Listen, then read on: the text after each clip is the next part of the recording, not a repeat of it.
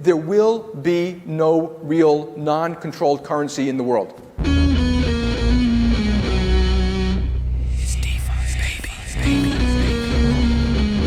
We're coming for you, banks. Listening to different podcasts, like in a whole different reality, which they think completely different things about Bitcoin. They have got my money in their banking system. I should be able to access it, right? Appler is live. There's a good number of fucking, like, pretty smart Bcashers. Hello and welcome back to the Bitcoin Cash podcast, following Bitcoin Cash on its rise to global reserve currency. This is episode number 160, Listener Survey 2025. Today is Saturday, the 13th of September, 2025. I'm your host, Jeremy. Jett is doing the producing, same as always. No guest today. We were going to have David Hudman, but he's sick, so we'll catch up with him later, and we're doing the listener survey, so we got plenty to discuss. On the price, BCH is at $600 and 76 cents, which is way up. One BTC sat buys 192.9 BCH sats, which is relatively flat. One ETH buys 777 megasats, so we're also up there. Selene, 30-day, 561 users, and the Tokenaut TVL, 13,109 BCH. So no guest today. Jett, you've got to fill in a little bit of the general banter at the start. How are you doing? The listeners haven't heard from you in detail for a while. What's the latest with you? Man, not much. I feel like I'm in this perpetual state of I need to do my day job less, and then the day job being like, we need. So yeah, I've just been essentially like offline, trying to sort out my schedule more than anything. Hopefully, well, it's just a bit of a. I mean, it's just a bit of a perpetual cycle, right? Which is where if somebody says like, oh, especially for work, that happens. Well, they say, I need you more. And then you give them more. And then they say, I need you more. And it's just going to keep going until you push back and you just say, okay, guys, I know you need me a lot, but I'm not there. So good luck with that. Like at a certain point, you have to just push back or say double my pay or like get lost, you know?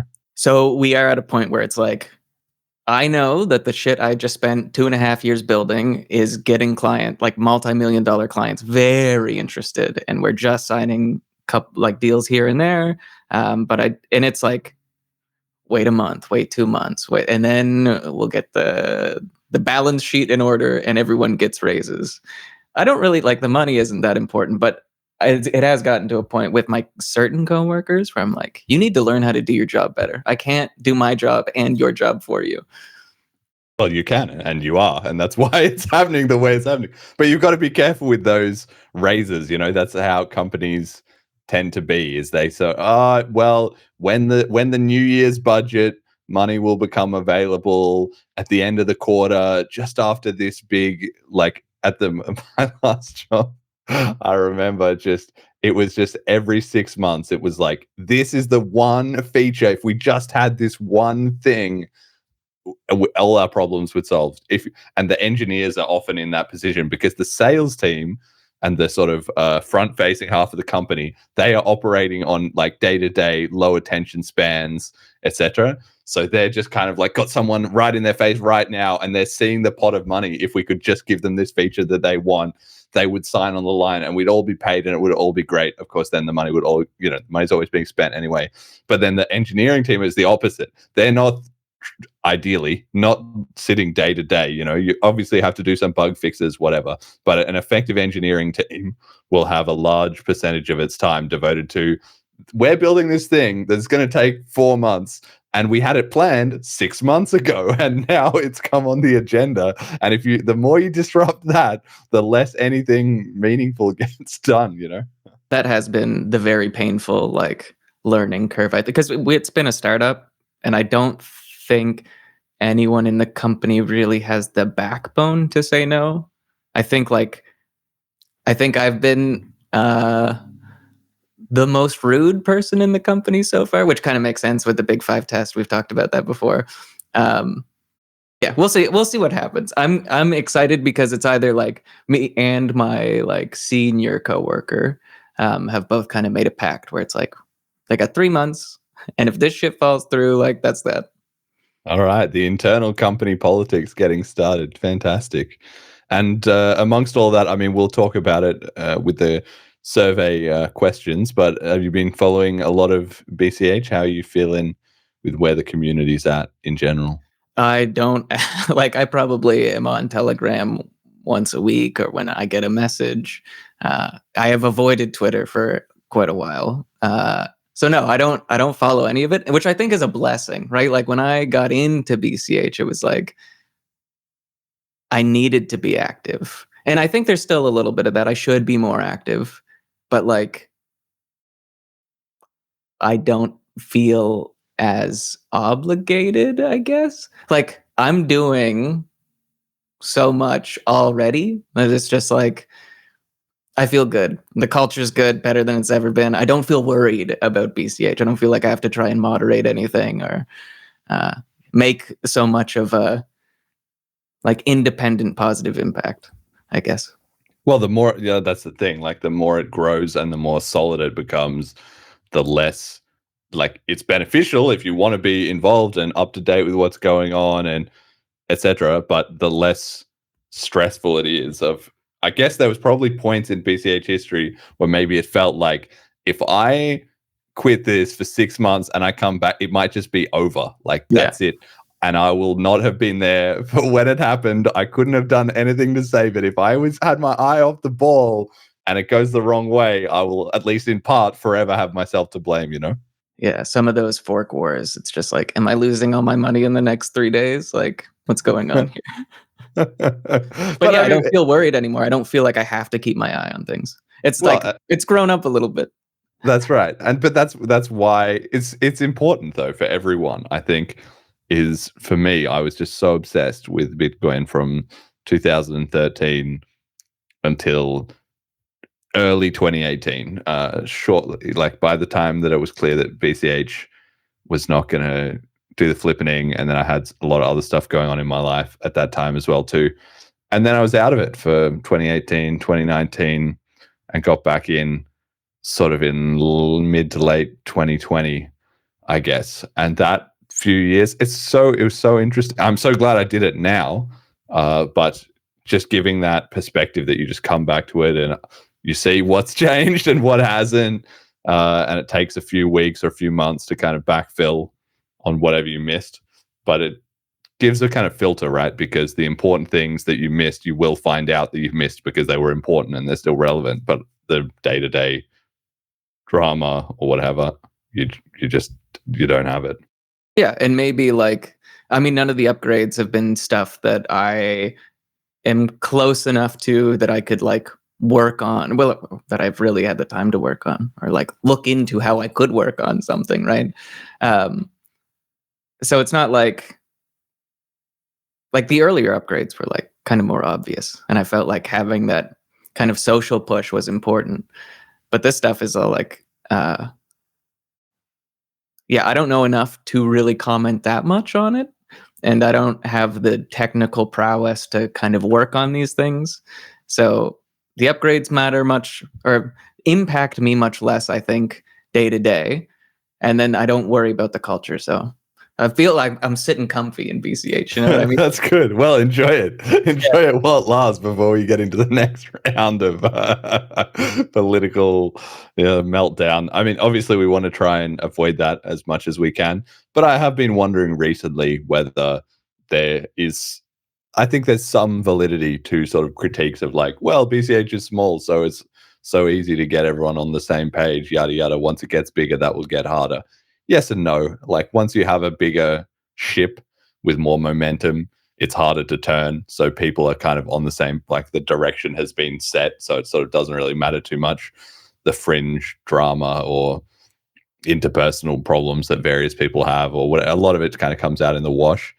But at the same time, it is true that maybe the amount of disruption internally will go up as we have more people, because you just have more points of view, you have more competing interests. Although, of course, also the network effect grows, so it locks everyone in more and more to each other. So, I don't know. We'll see. Yeah, we will see. Okay, all right. So first thing, we're going to do the listener survey, and first thing is actually a look back at last year. This was a question from last year. By the time of the listener survey next year, August, September 2025, which of the following wavering BTC believers interviewed or mentioned on the show will have unambiguously defected from BTC to BCH? We had John Carvalho, Eric Wall, Udi Wertheimer, Moonsettler, Reardon, Shinobi, Paul Stortz, Noparov, Vlad Kostia, some other prominent BTC figures. And by far the biggest response at 47.1% with 8 votes was none. Capitulators will cope with LTC, XMR, the free market of coins, or otherwise. So congratulations to the wisdom of the crowds for coming through on that one, because I don't think, I mean, Moonsettler has been quite interested in BCH, but I don't think of these people, we've not seen any of them give a, okay, guys, I was wrong. I'm switching teams to BCH. I'm out. Screw you guys, right? That's what we were predicting. It hasn't happened. Yeah. I think I voted for Moonsettler there too. I'm a little hurt. Moonsettler, come on.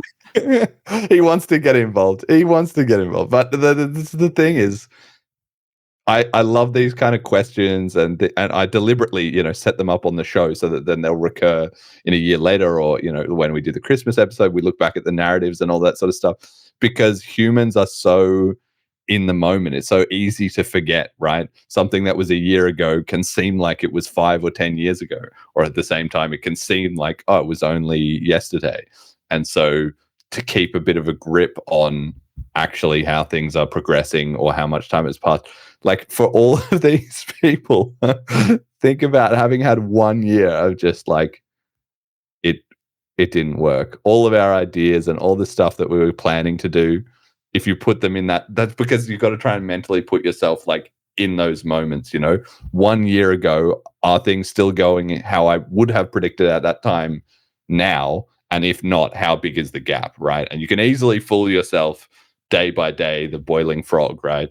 Oh, no, we're just making some progress. Oh, yeah, things. And then it's just like, it's already been a year. It's already been 5 years. Like, it's already been 8 years since the BTC split, right? I wonder if you could time capsule back the BTC and the BCH community to back then, how would people react? I think BCH has done a lot worse in terms of market performance. JC talked about it on the last episode. Like, people would have been absolutely raving mad that 200 to 1 BCH BTC, like, we've got there in a lot of small increments with a lot of pain. So there's a lot more tolerance for that. But on the other hand, I think the BTC community would just be horrified. Like, Moonsettler seems to be the only one who really truly appreciates that. Like, guys, we actually had a good thing, and we were saying Bcash is going to be the centralized PayPal and yada yada yada. If we looked at where we are today with just, okay, it's a global brand, but everybody's buying it in ETFs, nobody transacts on chain anymore, nobody can do an upgrade, everything's like screwed, it's all become digital gold, Lightning Network didn't work out. Like, it's just they've also just boiled themselves into that situation, Yeah. It makes me wonder, like, did we need the people that were committed even with the market losses? Like, if we could be transported back to that time, like, I know I would have some BTC because I'd have made a bunch of money from that, and I'd probably funnel that into BCH. But like, then you have that kind of mental balancing act of, how would I be buying BCH, or would I just be buying BTC and then converting it? And then, like, if no one was buying BCH, if no one held their BCH because they knew that, they could make all this money with BTC, would we still exist? It would have gone even worse. Yeah. Well, and that's why I think the chances, there's just so many things that people really fail to appropriately estimate, right? In terms of people who kind of roughly have the idea of BTC is going in the wrong direction, we need to change it, but they all know how hard it would be to do a chain split. Like, it's so easy to underestimate how much work goes into full-time running node software, running wallets, running meetup groups, running conferences, running podcasts, like the amount of infrastructure and stuff you need to sustain a top 20 crypto is actually enormous. And that's what you and your mates who are disenfranchised are signing up for at the point of considering a split. But even more than that, you have to actually get through the chain launch, which is going to drive, you're just screwed. Because now, with that hindsight, if, like, let's say if Knots was going to split off or something, if they split off, they have their stack of main chain BTC as well. But there's no winning, really, because if they sell their main chain BTC, that puts them off that ship from the network effect to try and keep the Knots price from cratering. So they've divested themselves because while they're getting dumped on. But that's consistent with their belief that Knots is going to work out, but they're still going to get much poorer. But if they don't, if they're the ones who supposedly believe that this is going to be the future and they don't actually put some serious money on the line, it's literally going to go to zero. Like the chain price will just go to absolutely nothing. And that's just a death spiral of the further it drops, the few people who are half interested or could maybe, see something are just going to be like, I'm out. And so then it just gets worse. And then, like, how would you do it? You would have to chain split, wait 6 months and tell everyone, okay, hold your money, don't do it. Let's just let it dump as far as it needs to go. And then all start buying in at like $1 and then slowly rebuild it from there. But you would need so much faith to coordinate. Like, life just moves on. If you wait that 6 months when people are fired up, you've already missed the window. And then I feel like, what are your miners doing? Right? Yeah, that's right. Fucking them over too. True.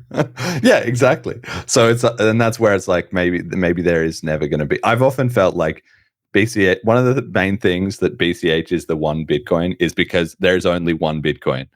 And so BCH is the one time that Bitcoin survived being a minority chain. BSV was never going to happen. Nexa was never going to happen. XTC was never going to happen.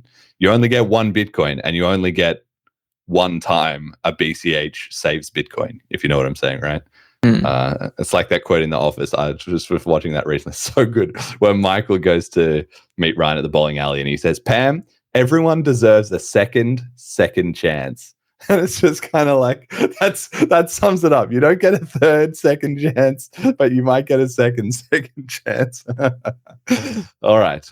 Okay, well, that's where we're at. And we'll circle back to this drama at the end. We've got something good for that. But let's get straight into the survey. So question number 1. Last year, I would read out all the answers. I don't know that. I think that's kind of a bit... you can check the slides. It's all on the slides. All the info is on the slides. I don't want to read out every single question and response and how many percentage there was. We'll just chat through what are the key highlights and we'll try and keep the audio listeners in the loop. But question number 1, did you complete the 2024? Oh, no, this was... Did I swap this out? Oh, did you complete the 2024 podcast survey last year? 37 responses. So we had up to 37 responses for all these questions. Yes, 35.1%. No, 54.1%. And no, but I only started listening in the last year, so I didn't know about it. 10.8%. So this was actually kind of fascinating to me. So a lot of the majority are people who didn't do the survey last year, but have been listening that long. And this time they're maybe just more engaged and they wanted to get involved with it. Like for contrast, last year, when we asked, did they complete the 2023 survey, it was 63% yes. So we had a huge returning contingent, but now we've got sort of a fresh cohort giving their views. Why? Because, I don't actually know how relevant this is to our statistics, but like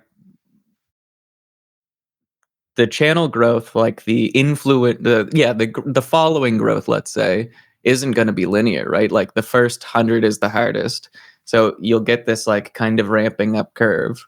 And then I think, sometimes like the show, the content just needs to grow on people. Maybe the first couple episodes, they were just curious, but now they're like, oh, we see that we have this chat that we'll sometimes engage with, and like you're pretty active online. So knowing that there will be engagement from us is probably an encouraging factor.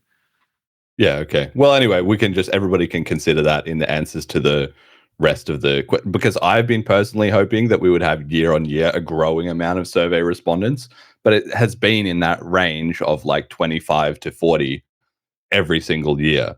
And the show is growing, our number of subscribers is growing, etc.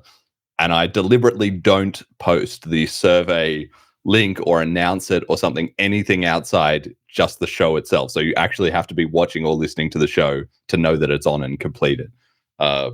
So I wonder what's up with that. Like, I feel like the show is growing, but the survey listeners are not growing, but instead we're getting a fresh segment of them. So I guess some of the ones who did it last year, CBF'd. I don't know. Maybe they stopped listening. Maybe it's just turnover. Yeah.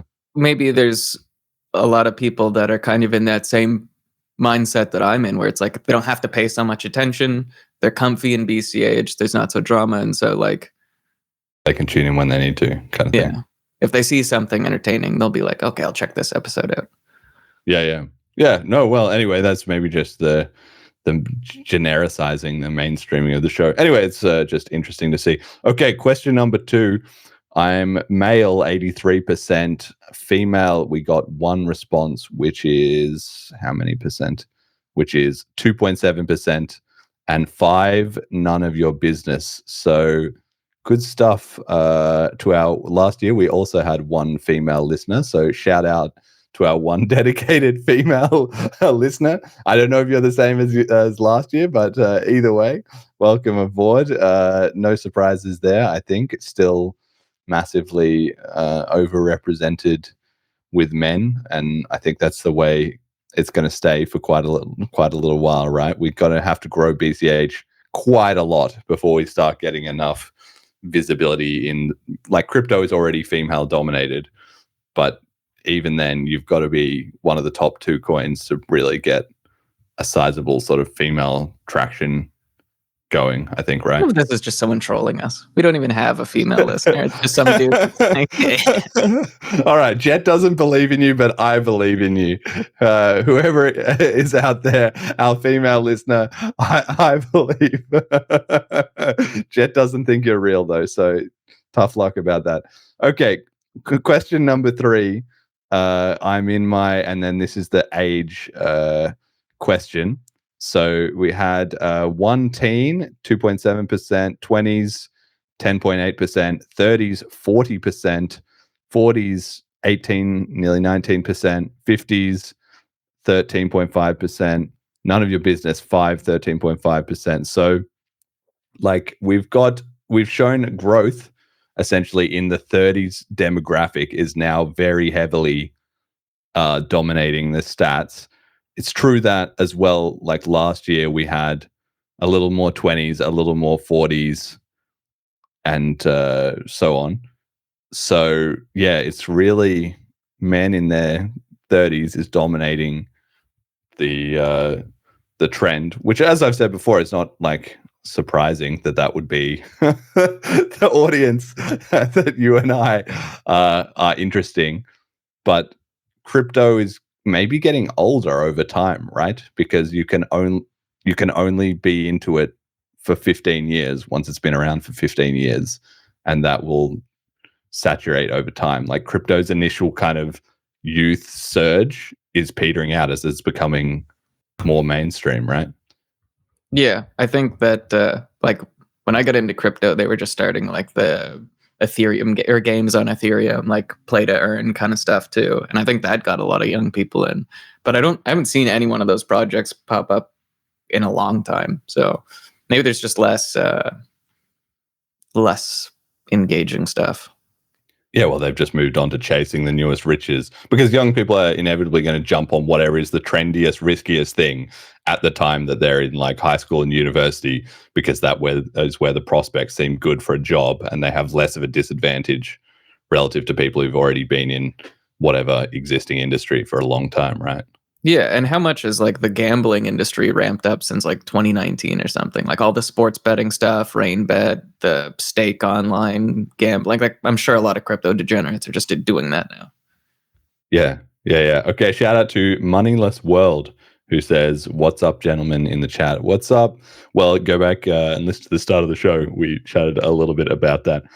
Okay, so question 4. I have been in Bitcoin, according to your own definition, since, let's see here, where's the actual numbers start? Oh, it's going this direction. 2010, 2 answers.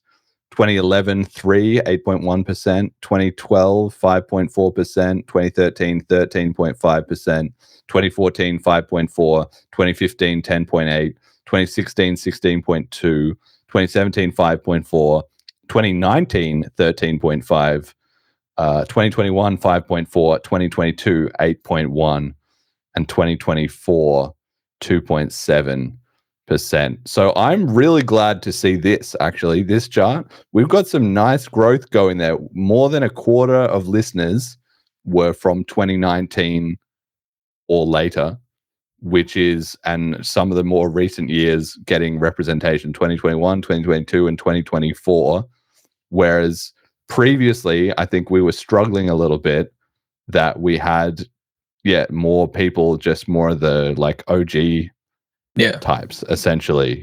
I think BCH is growing enough to attract people who don't understand all that history or who weren't there for all of it and have an ideological attachment, right? So a big welcome to all those listeners. I'm like over the moon to see, because these are post-split listeners, people who are after 2017 are just in BCH for BCH, and people who are from 2021 and later are just in the era of no chain splits, right? That's people who've been attracted to and interested in joining BCH just for how it is now, which I think is amazing. And we need obviously a lot more of that. I wonder, so how does this compare to last year? Like, do you remember what the highest... The biggest slice was? Last year, the biggest slice was 2013 at 22.7%, followed by 2014 at so nearly a quarter, nearly a third of listeners last year were from 2013 or 2014, or survey respondents rather. But then you also had 9% in 2012, 2011, 2010. So you had basically 2/3 from 2014 or earlier of the survey respondents, and also presumably of our general listening base. That's insane. Okay. That's quite a shift. Yeah, that's a big shift. But it tracks, right? BCH is getting more into the crypto discussion. It's becoming less of that hardcore niche of ideologues who just refuse to let it die, the 300 Spartans, and it's starting to become, wait, this is just a competitive, regular crypto, basically, right? I wonder for the new people if it's like, oh, actually, I think this is one of our questions. Never mind. I'll just hold off. Okay. All right. So next up, I have BCH only, no other crypto, 35%. BCH plus some other crypto, 59.5%. Some other crypto, but no BCH, one answer, 2.7%. And also one answer for no crypto, fiat for life. So shout out to our no coiner listener, and also to our some other crypto, but no BCH tuning in. Welcome aboard. I'm sure you'll see some reason to invest at some point. But regardless, I feel like this matches up earlier, right? Last year, I think we talked a lot about like maximalism was on the rise, right? It was the OG. Well, last year it was 40%, 42% BCH only. This year it's down to 35%. And last year there was no fiat and other crypto guys. So I just feel like things have diversified a bit more, right? Yeah, I think you were kind of on that. Seeing all the rest of these show up, it feels like you were right about the mainstreamification of the podcast. Yeah. And that's backed up on the next question, which is, besides BCH, I have a bag of tick all that apply. And I've got the comparison here on the slides from 2024 and 2025. So the 2025 stats, the two largest responses are BCH only, who cares about that trash, 12 answers, 35%. And the same is for BTC, 12 answers, 35%. Then we have something else comes in at 29%, ETH at 23%, Monero at 20%, and then we have representation of all of these XRP, ADA, Sol, LTC, Doge, AVAX, BSV, XCC, DAI, even ICP, and our one no coiner. So if you can, I had to have it on the list because it's such a meme on this show. But if you look at the previous year, we had people like nobody had Ripple, Cardano, Solana, Doge, DAI, XEC, ICP. They were all 0%. So the things have diversified a lot in terms of people having stacks of those other altcoins. And also last year we had ETH outperforming BTC, which was itself less than the BCH only. This year we've got more of a split, right? BCH and BTC are equal, or BCH only is equal to the BTC investors. And then ETH has kind of dropped off a bit. So I mean, it makes sense. Like I've been doing a lot of engagement, arguing with those BTC guys on Twitter. We spend a lot of time reviewing parts of what's going on in that scene. We only talk about ETH kind of in passing. And I guess ETH dominance is down as well too. So maybe there's just not so many ETH investors total for all those reasons where, I don't know, we're becoming more of a mainstream Bitcoin show. That's what it feels like to me. We're rising up the ranks of recognized like Bitcoin podcasting. That makes sense too. Like, I wonder how many people, how many BTC folks like are right on the edge that are watching the show that are like, if there's one more upgrade, maybe, Well, we'll get them eventually. I mean, it's always going to be a slowly but suddenly thing. That's like my BLISS talk where I had the overlapping. Still, that graphic wasn't perfect in sort of illustrating what I wanted to say, but those overlapping curves, everything is slowly then suddenly, but it's slowly then suddenly in a cascading series of steps of like, oh, I get it now. So it's just people going from never listening to the Bitcoin Cash podcast or having no interest in BCH at all to then slightly interested. And then there's a certain point at which they become like a lot interested, but maybe they don't invest, but they actually start following it and paying attention recently, but closely because they can see things are going well. And then there's a moment of like, well, I don't really have any BCH, but I'll get a little bit. And then that suddenly becomes, oh, I'll buy a lot. Like, oh, I can't afford to miss this. And then there's this like, well, I don't really want to, go on Telegram or Bitcoin Cash research and get in the weeds of any of this. Well, before that, there's the stage of, I don't really want to download a wallet and everything. I've just got it in my other wallet or what have you. And then it becomes like, no, I actually need to try out. What are these guys all hyped about? Like, what is all these apps and stuff like that? And then it goes from trying it a little bit to like, holy cow, like, let me, use Wallet Connect and etc. And then the same with the research forum, and then the same with contributing themselves to the discussion. So I just think we're starting to see a little cohort arrive in that sense. I think I mentioned this last year, but I would love to see like some anonymized, but like anonymized, like almost like I don't think I'm using this phrase correctly, but user tracking. So we could be like, okay, we know that the one female also has these coins or no coins or whatever. Sounds like surveillance to me, bro. Well, we don't have to Palantir AI surveil everyone dystopia. No, I mean, we deliberately leave it untracked for that reason, right?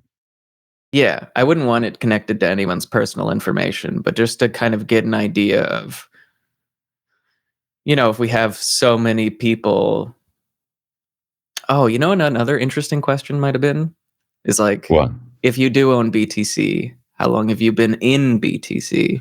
And then seeing that group of are we folks, getting the hardcore, or are we just getting people came in BTC, they're in BTC for 3 years, and then they heard about BCH and thought, maybe I'll give this a go. Well, maybe we'll have to ask that on the survey next year. Could be a could be a thought. But yeah, I think this diversification of coins is so interesting as well too. Like Ripple, Cardano, Solana, even XEC, DAI, ICP, like they all had zero, nobody. And obviously the survey is not obviously the whole listeners. It's just a sort of hopefully statistically relevant, sample. So in that sense, we must be reaching much, much more of just the general crypto audience that's out there, right? I feel like, we're breaking out of our niche and the little BCH topics and focus where we maybe promoted or got started rolling on the show, Like look, even just visually, you look at those two graphs, it's so strikingly different. We also have nearly, like 150% of the responses, right? Yeah. You can tick more than one response, right? So people can tick multiple options, of course, but still, like that means we have more people holding more variety of coins and less. Again, I think it's just less ideological. I think BCH is doing a good job of getting on people's radar, just as in the marketplace of crypto, this is one option that you can be a part of, particularly for BTC people who are kind of maybe starting to lose a little bit of the faith, but for everyone. BTC, maybe some LTC people. Yeah. Yeah. Well, I wonder, and then the next question is if we'll see this flow through. Will we see more of those people popping up on Telegram groups that maybe we already are, but will we start meeting them at conferences, BLISS next year? Maybe Blaze. Blaze is looking heavy on Sol and ETH hackers. Okay. So that maybe explains the Solana bump. I don't know. All right. Well, anyway, I think it is diversifying in that sense also. Generalize. What did I say? Generalizing. What was the word I used before? Okay. Question number 7. On a scale of 1 to 10, how do you rate the current state of Bitcoin Cash's community and progress? Okay. Nobody answered 1, 2, 3, or 4, which is good to see. 5, 1, 2.8%, 6, 3, 8.3%, 7, 9, 25%, 6, 16.7% for 8 out of 10. 5 people answered 13.9% for 9 out of 10, and 12 people, 33.33%, said 10 was their choice. BCH is doing 10 out of 10. And like this one, we have the contrast from last year. Last year, only 28.6% of people said 10. Only 4.8% of people said 9. So that's jumped up significantly. And the highest bar was actually 7 at 33%. And then tailing off, including some responses 3 and 4s in there. So there's a noticeable shift to the right. Like the average has definitely gone up. And a third of people saying 33.3. 1/3 of people answering 10 out of 10 is a big. That's pretty high satisfaction levels, right? I mean, obviously we can always try and do better, but that's probably would be the highest that maybe it's ever been in BCH. I don't know.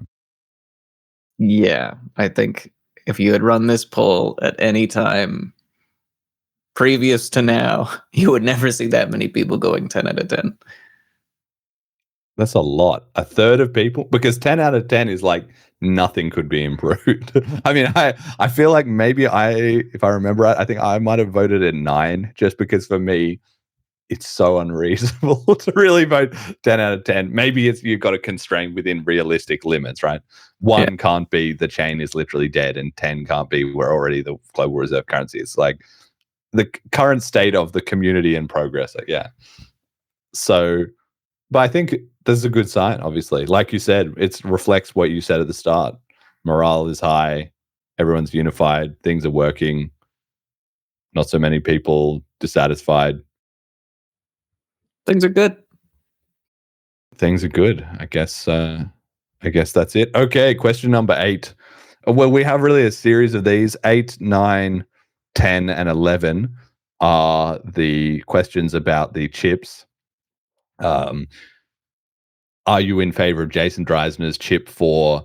And they are loops, pay to script, Bitwise, and functions. So I don't know that we really need to, do each one specifically in detail. But in general, the loops, pay to script, and Bitwise all have about a 70%, 67 or 70% in favor of vote. All of them have very little representation or zero on no's, and also in undecided, very small. Looks like unsure need to read up was 9 responses in all cases. So it might be literally the same people are just like, I haven't looked into it, unsure for everything. So I'm not seeing a lot, like, it just seems pretty clear that these are things we want to go for, right? So the only no on those first 3 is loops, right? Yes. Concept and only one response. Need more time. Yeah. Okay. Otherwise, no nos. And then it's just like, this is what consensus looks like, basically, right? This is where things lock in. Everyone knows it's a good idea. The process has worked and everybody's happy, right? Yeah, I think I answered unsure for all of these. I mean, like, I feel like Jason's got it under control, but I also don't want to just be like, blindly trusting. Are you going to do a chip endorsements thing this year? Are you planning to? I wasn't planning on it. Well, you don't have to. Maybe. We'll see. Okay. All right. So those ones all seem pretty non-controversial. And it adds to the polls that we already ran on a couple of episodes ago, which was like, people are generally more pro-innovation than I expected.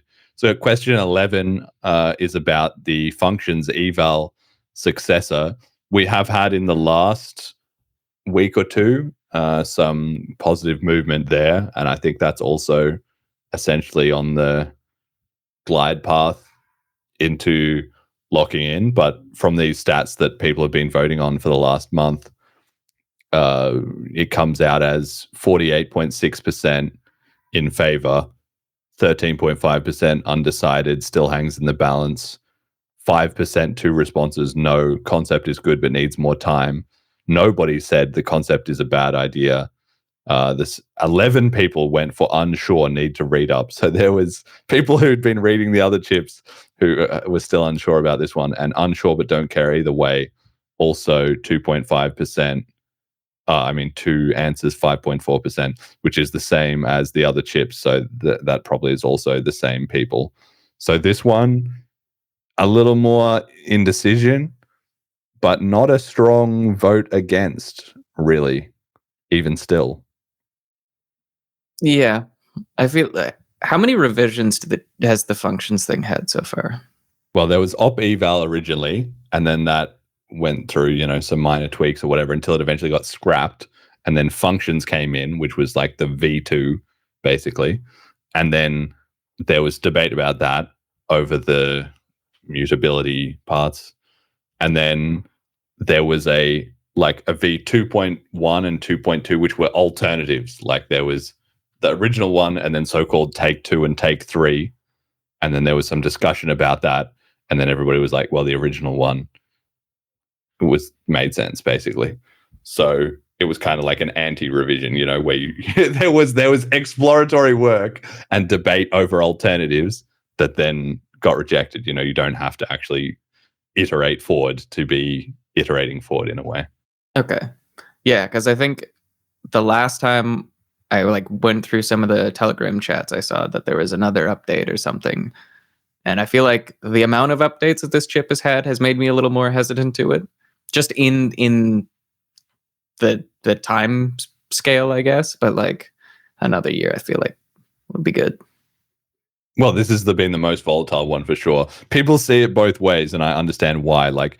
People ideally want to see a lot of iteration on a chip because it's a bit sus if a chip comes out and then it's quote unquote perfect. If it's just good from the start and nobody iterates, that just means it's not getting feedback. People are not looking at it, etc. So you do want some iteration, but then also once it's been iterated a few times, you want it to stop where it's kind of at a good point and then just let it simmer for a long time to see if anybody has any other objections or better ideas. And if they don't, then that's when you go for it, right? Yeah, makes sense. I mean, I think that's the ideal. And this functions one is coming in a little, late in that respect. But still, this is in early September. I think people are kind of losing track of it. Like last year, when I did my endorsements post, it was like the 22nd of October or something like that, or maybe the 25th or 7th of October. Like it was right at the end of October with the lock-in in November. And now people are already putting stuff out early September. Yeah. So there's actually been about 2 months of extra time. I don't know that I was the first to do, but I think that that's what I'm saying at the start about losing track of time. I think we're actually moved maybe at least a month, maybe even sort of 2 months forward in terms of relative to the cycle, how assured people are. So I think we're actually doing better than we expect. I think I lost track of that time. That was a good reminder. Thank you. All right. And I think there's also an effect, which we need a name for this effect. I don't know what it's going to be, but we need a name for it, which is that because 6 months is a long time, especially in crypto, when things lock in, even if they feel a little bit controversial at that time, by the time 6 months has passed, everybody's like completely over it. Like that happened with Big Ints. There was, back and forth and debating about that. But then by the time Big Ints activated, it was just the most obvious thing in the world. Like, why wouldn't we have this? Wouldn't it have been really lame if we didn't have that? I sort of feel like Functions is the same. It's certainly not got there in the smoothest way necessarily. But at the same time, I feel like by the time we're halfway through next year and Functions is activating, everyone's going to feel like, gosh, thank goodness we didn't wait another 12 months for this, Yeah. That's just my sense of it. Okay, that needs a name like the stalling effect or something, but I don't know what it's going to be. Okay, question 12. Although it's not proposed for 2025 lock-in, there's ongoing community discussion about BCH Audit's 1 minute blocks proposal and potentially could be on the menu. What was the full question? La-di-la, potentially could be locked in the following years. Are you currently feeling good about 1 minute blocks? For that, we had 59.5%, 60% said yes, would be very valuable and cost risks appear manageable. 21% said undecided but open to the idea, just haven't been convinced. 3 responses, 8.1% said no, the concept is fine but not convinced. Only 1 response, no, the concept itself is a bad idea. And 4 people wrote unsure, need to read up. So compared to the previous ones, this was the one that people were the least unsure about, actually. People were going for undecided or yes instead of unsure, which is fascinating, right? Yeah, but I think it makes sense. You'll have people that have to deal with the exchanges who are like, yeah, give me faster blocks now. And then you'll have people who don't have to deal with the exchanges, but have heard people go, this fucking sucks, waiting 40 minutes sometimes for 1 block and you need 10 confirmations. Like, Yeah.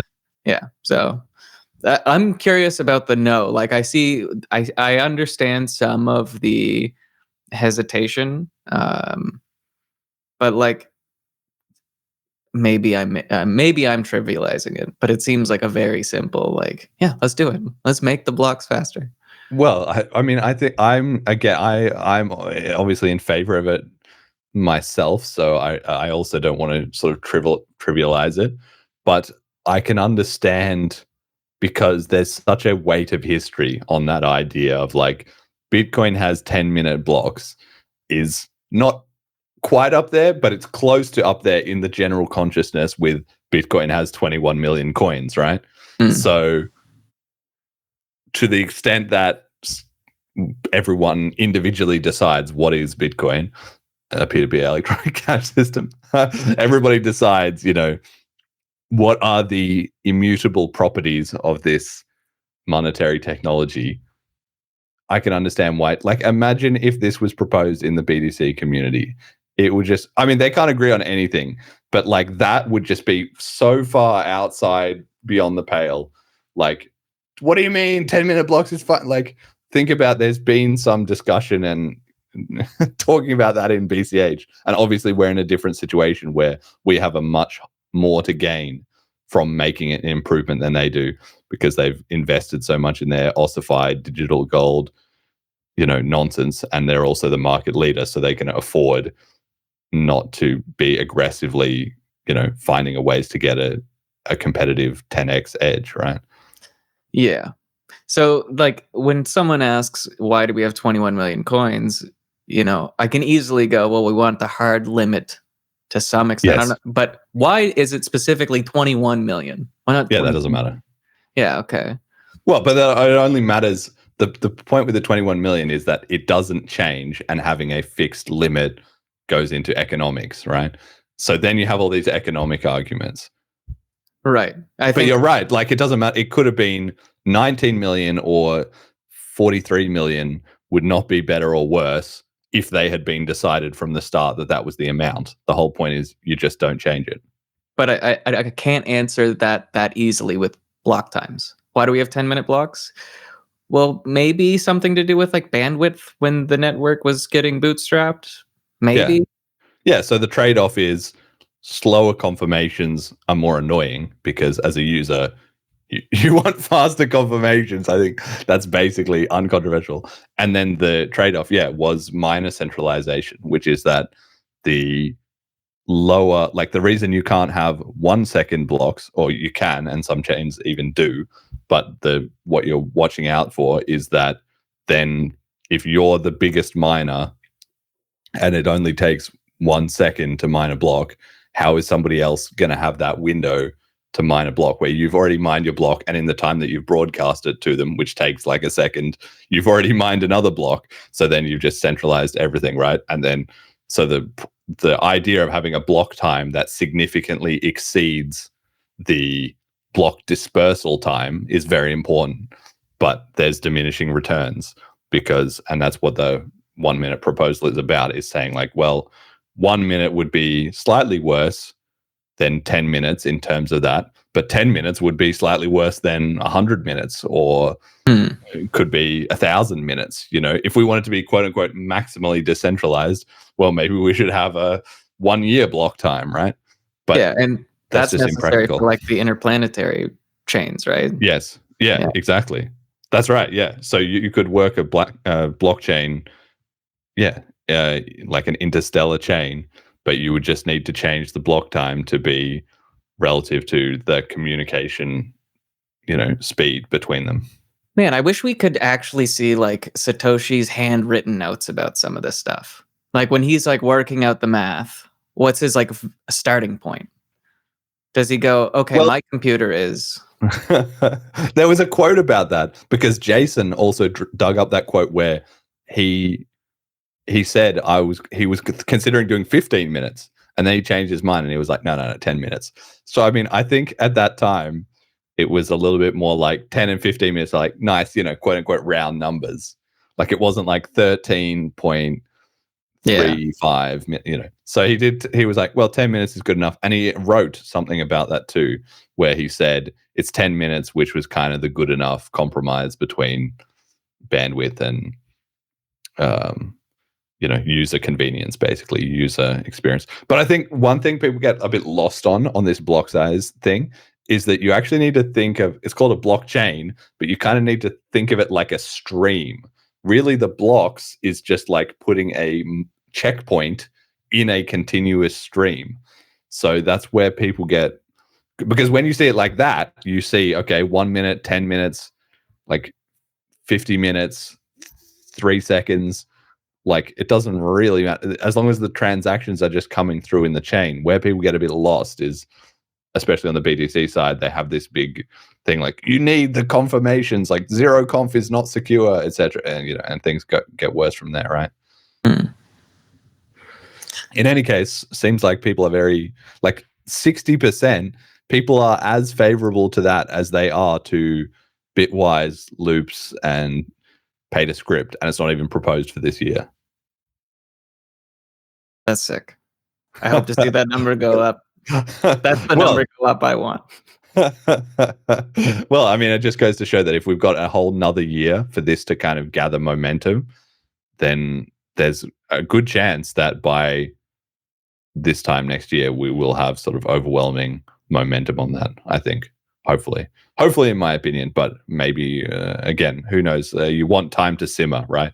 Where people can think about this. And I think it overlaps with what we're saying. If more people from more coins are coming in, I can see more of them kind of being like, there's no argument about this 10-minute historical time is the golden number enshrined by Satoshis. I've used some other coin. It was faster. That was better.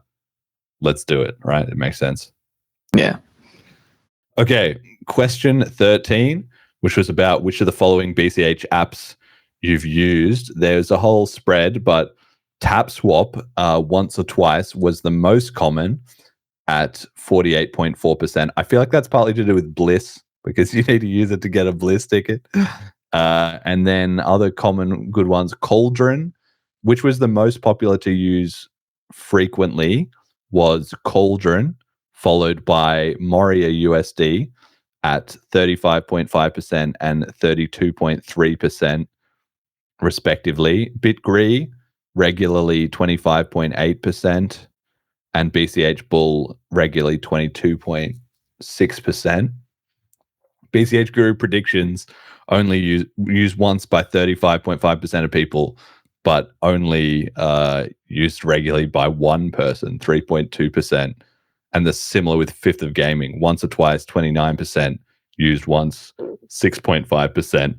So I can kind of see here there's like two different categories, really. Like you have BCH Guru, a Fifth of Gaming, TapSwap, which people have used, but they didn't stick. And then Moria or Cauldron or BCH Bull that people use and then they become regulars on, right? Which sort of, I will say, lines up with the community engagement and developer effort of those teams respectively, right? The Rift and Labs teams, BCH Bull, the General Protocols, they're putting out updates all the time. They're, listening to user feedback. They're adding this, they're adding that. But BCH Guru, they do announce stuff, and like, don't get me, this is not to hate on them or anything, but and like also David Shattuck with the Fifth of Gaming, he does put out updates regularly with his dev, blog and stuff. But he also has a full-time job still, as far as I'm aware. So he's not just like churning it out all day, every day at the speed of a dedicated team. And also kind of with TapSwap, Pat is busy. So I think you can just really see the difference. Like to get consistent recurring users, you have to be just full-time going super hard. I think that's kind of what this comes down to. Yeah, I'm kind of surprised and impressed. Like, congrats to the Moria team. But it does surprise me that they're more popular than BCH Bull. Yeah, maybe there's a slightly lower barrier to entry. I don't know, because it combines so well with Cauldron. And that's maybe what we're going to see as like Cash Connect comes out and also XO from the General Protocols team. I wonder if that's not going to shake things up significantly, because if that, after some implementation time, essentially levels the field of how difficult, quote unquote, it is to interact with every different app from the wallets that kind of support it, then that will be a really good thing. By the way, it will also just make it so much more accessible. Whereas BCH Bull, you kind of have to use it independently with their web app. You kind of need to know that flow is a little bit, difficult if you've never done it before. And then the same also with Cauldron and Moria, you have to do Wallet Connect. You have to use all this. Like, I feel like nothing that we have yet is just at the point, which hopefully XO will bring, that people can just come in from other chains. My wallet already has a little, like Selene, I can already imagine the little tabs in there. You just click on the tab, your wallet maybe auto connects somehow, or you push a button, accept permissions or whatever, and then boom, you're rolling. And that's it. And it's just like that for everything. I got to run to the washroom again real quick. Yeah. You want me to switch slides? Keep on this one. Yeah. Well, let's have a look. Next one is the wallets. Yeah, I'll talk about this. Okay, so question number 14. Which of the following BCH wallets do you use? Selene regularly, 33%, and once or twice 27.8%. Cash and Eyes regularly 27%, and once or twice 25%. Paytaka regularly 33%, and once or twice 13%. Zapit regularly 16.7%, and once or twice 27.8%. Bitcoin.com regularly 38.9%, once or twice 22.2%. Electron Cash Desktop regularly 55.6%, and once or twice 8.3%. Electron Cash Mobile regularly 11%, and once or twice 22.2%. Flowy regularly 0%, once or twice 13.9%. Stack Wallet regularly 13.9%, and once or twice 27.8%. And other non-custodial wallets at 11 responses, 30.6%. So the most regularly used wallet by a significant margin is the Electron Cash desktop wallet, and then followed by the Bitcoin.com wallet, and then Zapit, Paytaka, Cash and Eyes, and Selene are kind of in there following that one as well. Actually, Stack Wallet also fairly well represented. So I'm really hoping, obviously, I'm a Selene developer. I'm hoping we can pump those numbers up a little bit, but it's good to see that we're already essentially competitive or getting to close to competitive with the Bitcoin.com wallet. Of course, there is some selection bias because people who listen to this show would know that I'm also shilling Selene all the time. But in general, we have a pretty good spread. And if we compare that to last year, where we had the wallets question, it was kind of similar, but actually, yeah, maybe Selene, Cash and Eyes, Paytaka, and Zapit were a little less represented. And certainly other non-custodial wallets was only 14%, whereas this time around it's 30%. So we've clearly seen a very large growth in the number of wallets and so forth used outside of the BCH specific ones. So Jett, the summary is we've seen a massive growth in non-custodial wallets that aren't on this list from 10% to 30%, matching our generalization theory, and also some stronger performances by the dedicated BCH wallets, Selene, Cash and Eyes, Paytaka, and to a certain extent Zapit. But Bitcoin.com still wins as the most regularly used mobile wallet, although the gap has narrowed. What do you make of that? Surprised that Bitcoin.com is still on the top, to be quite honest. I am too. I wonder if, partly if we're generalizing, that will also happen because there will be more people who've downloaded that in the past or are familiar with that. But I think it just kind of goes to show that even though we've caught up, Selene, Cash and Eyes, Paytaka, we haven't got it's that switching cost. You can't just be a little bit better.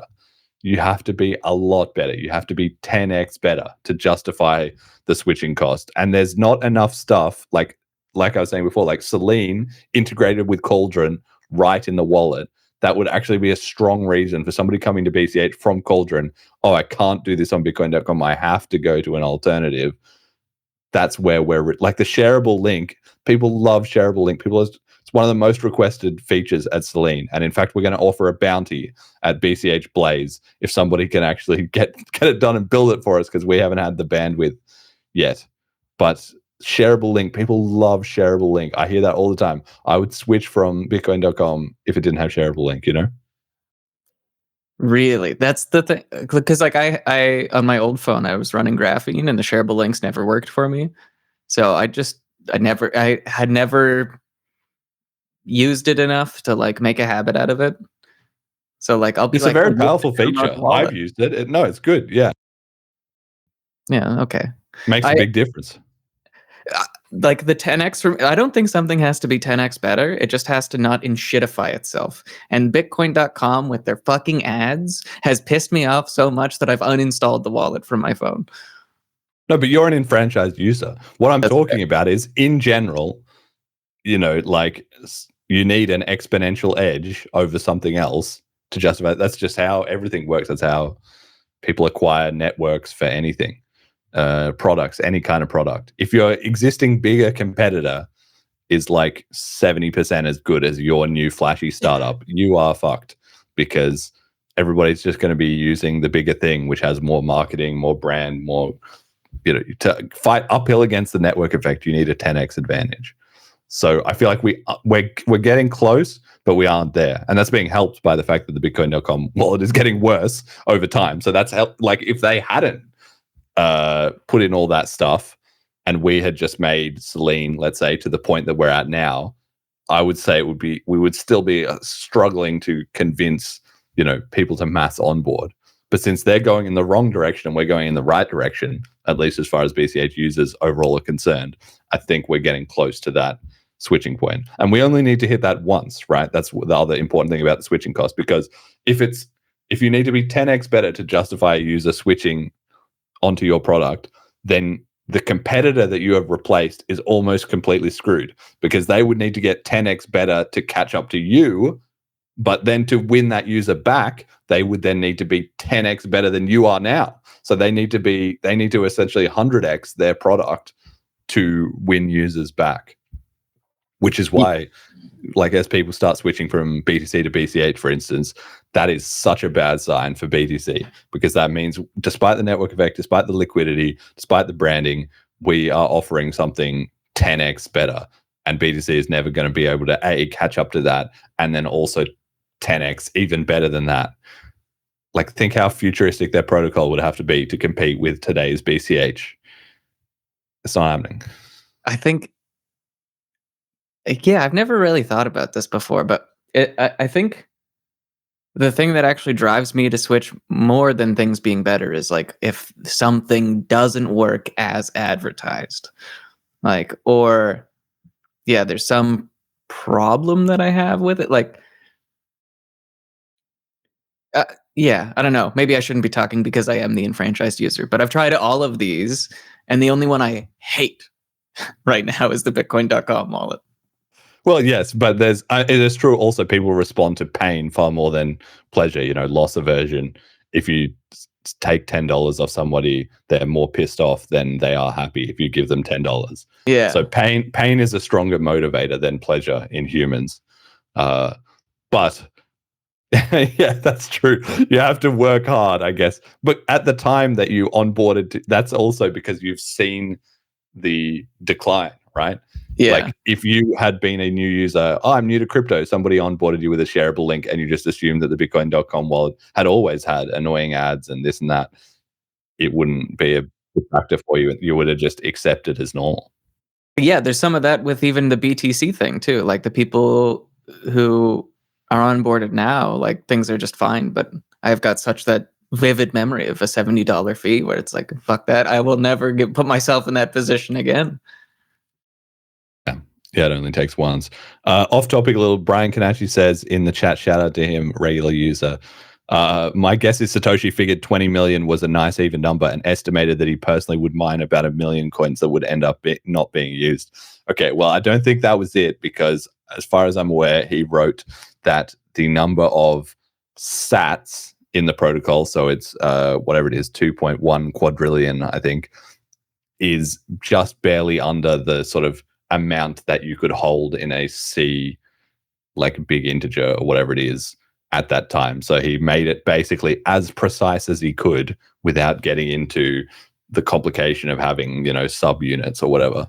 And he sort of targeted it to fit that, and then looked at the supply curve that he wanted to get, which was roughly the gold sort of historical mining curve approximated. And then I guess he fit those two things together, then tweaked some numbers, the block time comes into it as well, or whatever. And then it kind of, I guess, one way or another got around to 21 million. Sorry, it's something. Anyway.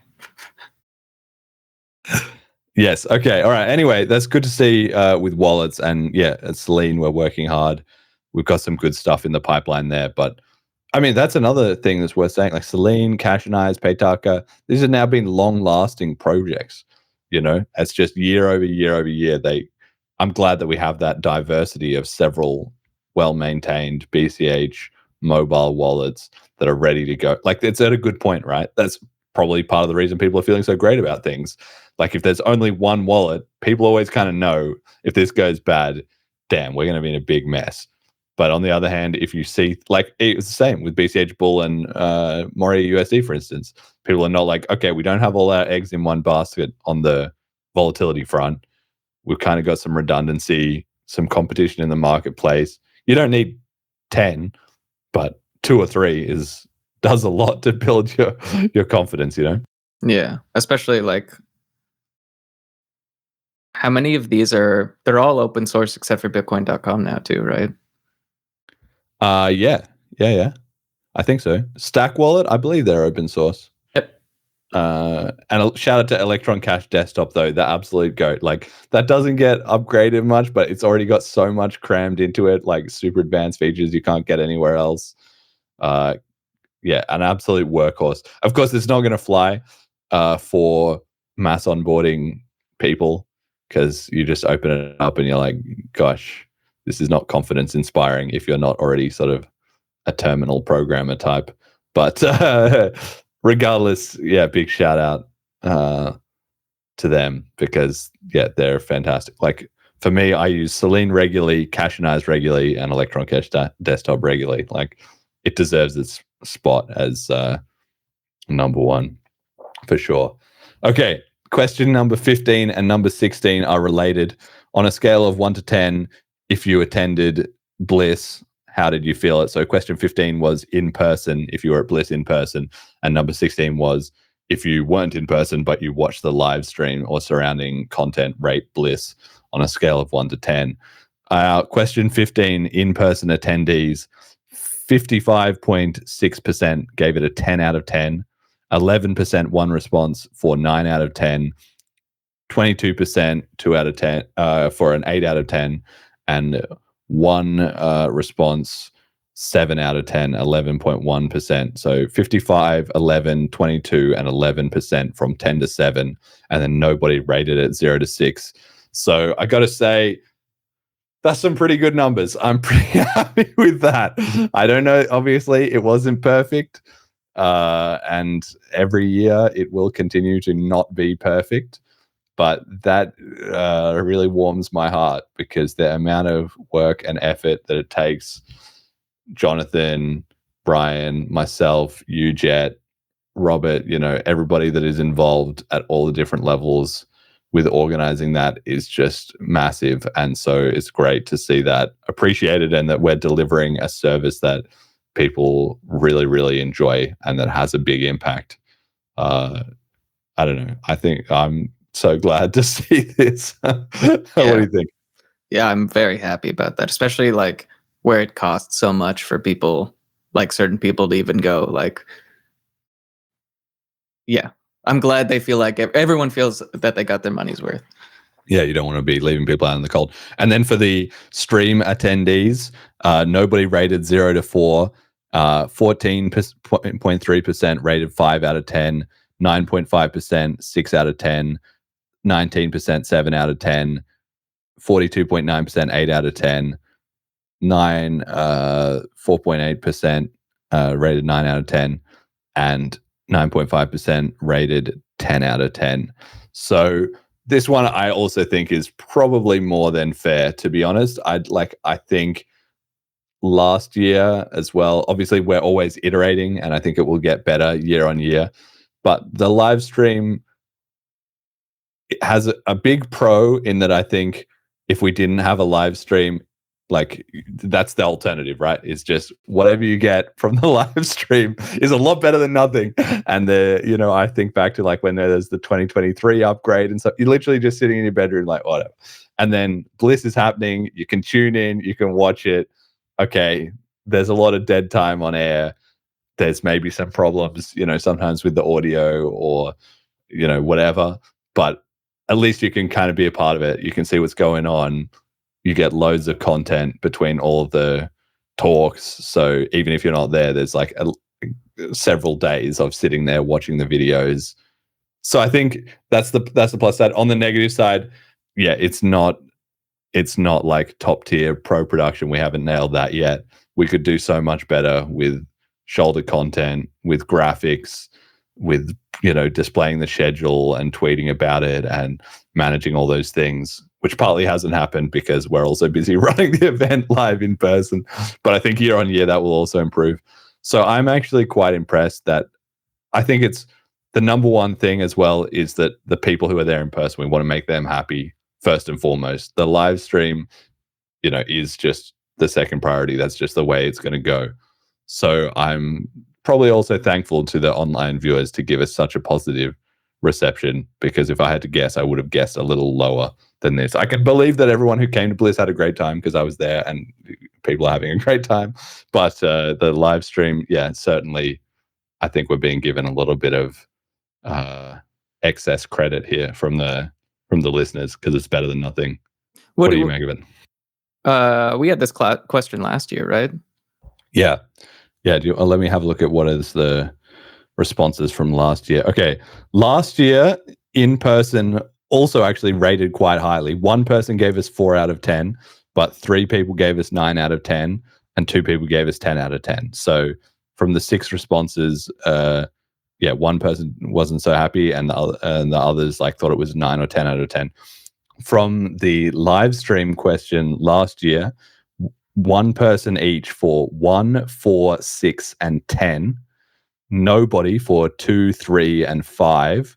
And then we had 28.6% 4 people each for 8 and 9, and 14% for 7. So essentially, the 60% last year said 8 or 9 for the stream. So actually, we did a little better on the stream. It looks like. That's wild to me because we had that is wild to me. audio issues last year, and yes. I mean, personally, the dead air thing, I don't think is a problem with live streams. That shit happens all the time. Any kind of esports competition has dead air, or an advertisement. And what would you rather? I do kind of wish this was split up into 2 different questions. One about the live stream and one just about the surrounding content, or the edited versions and that kind of thing. Well, because we did better, I think, on the surrounding content the year before, because we did those interviews at the open day. They were very, very popular, and it's a bit of a shame that I didn't get around to doing them this year, but we'll see next year if we can do it, because that was also really cool. The live stream is obviously the main talks and stuff, but getting a vibe of what's going on behind the scenes and those different, chats and things like that, where it's a bit more closer in on what's going on, the pre-show podcast, that kind of thing. I think if I was sitting at home watching Bliss, I would actually be more interested in that than the main talks, I think. Yeah. Kind of almost like that parasocial bit rather than it being like a lecture. Well, it's also just that the talks can be interesting, but it depends on the topic. If it's a topic you're really interested in, that might be good, but it's also possible it's a topic, okay, well, this topic I wasn't so keen on, or it's a topic you're really interested in, but you kind of already know, you've already heard, me talk about making BCH the global reserve currency 100 times. Saying it in a slightly different format is not I have to say this, but somebody, it's almost like behind the scenes, when we're doing those little open day, open house things, you can see a little bit, and we should get better about doing more of that as well. But it's more if you're not there, you get more of a sense of what it is like if you are there, really. Yeah. Anyway, I do wish I wish we had this into 2 different questions, and for anything less than a 7, I would also like some feedback. I'll happily try and improve. Of course, it's going to be the goal anyway, but if I don't know what the problem might be, maybe I'll tackle the wrong thing. Yeah. No, but anyway, I think that listeners have been a little generous with us on that one. But it also, and maybe again, BCH is generalizing. So it explains partly that we did well on 2024 because we had all the hardcore BCH people voting. And if they were like, well, I remember last year when we had nothing. So a live stream, even if it's got some problems and issues, is a lot better than that, right? It's a lot more fun. Okay, question 17. Oh, this is an interesting one.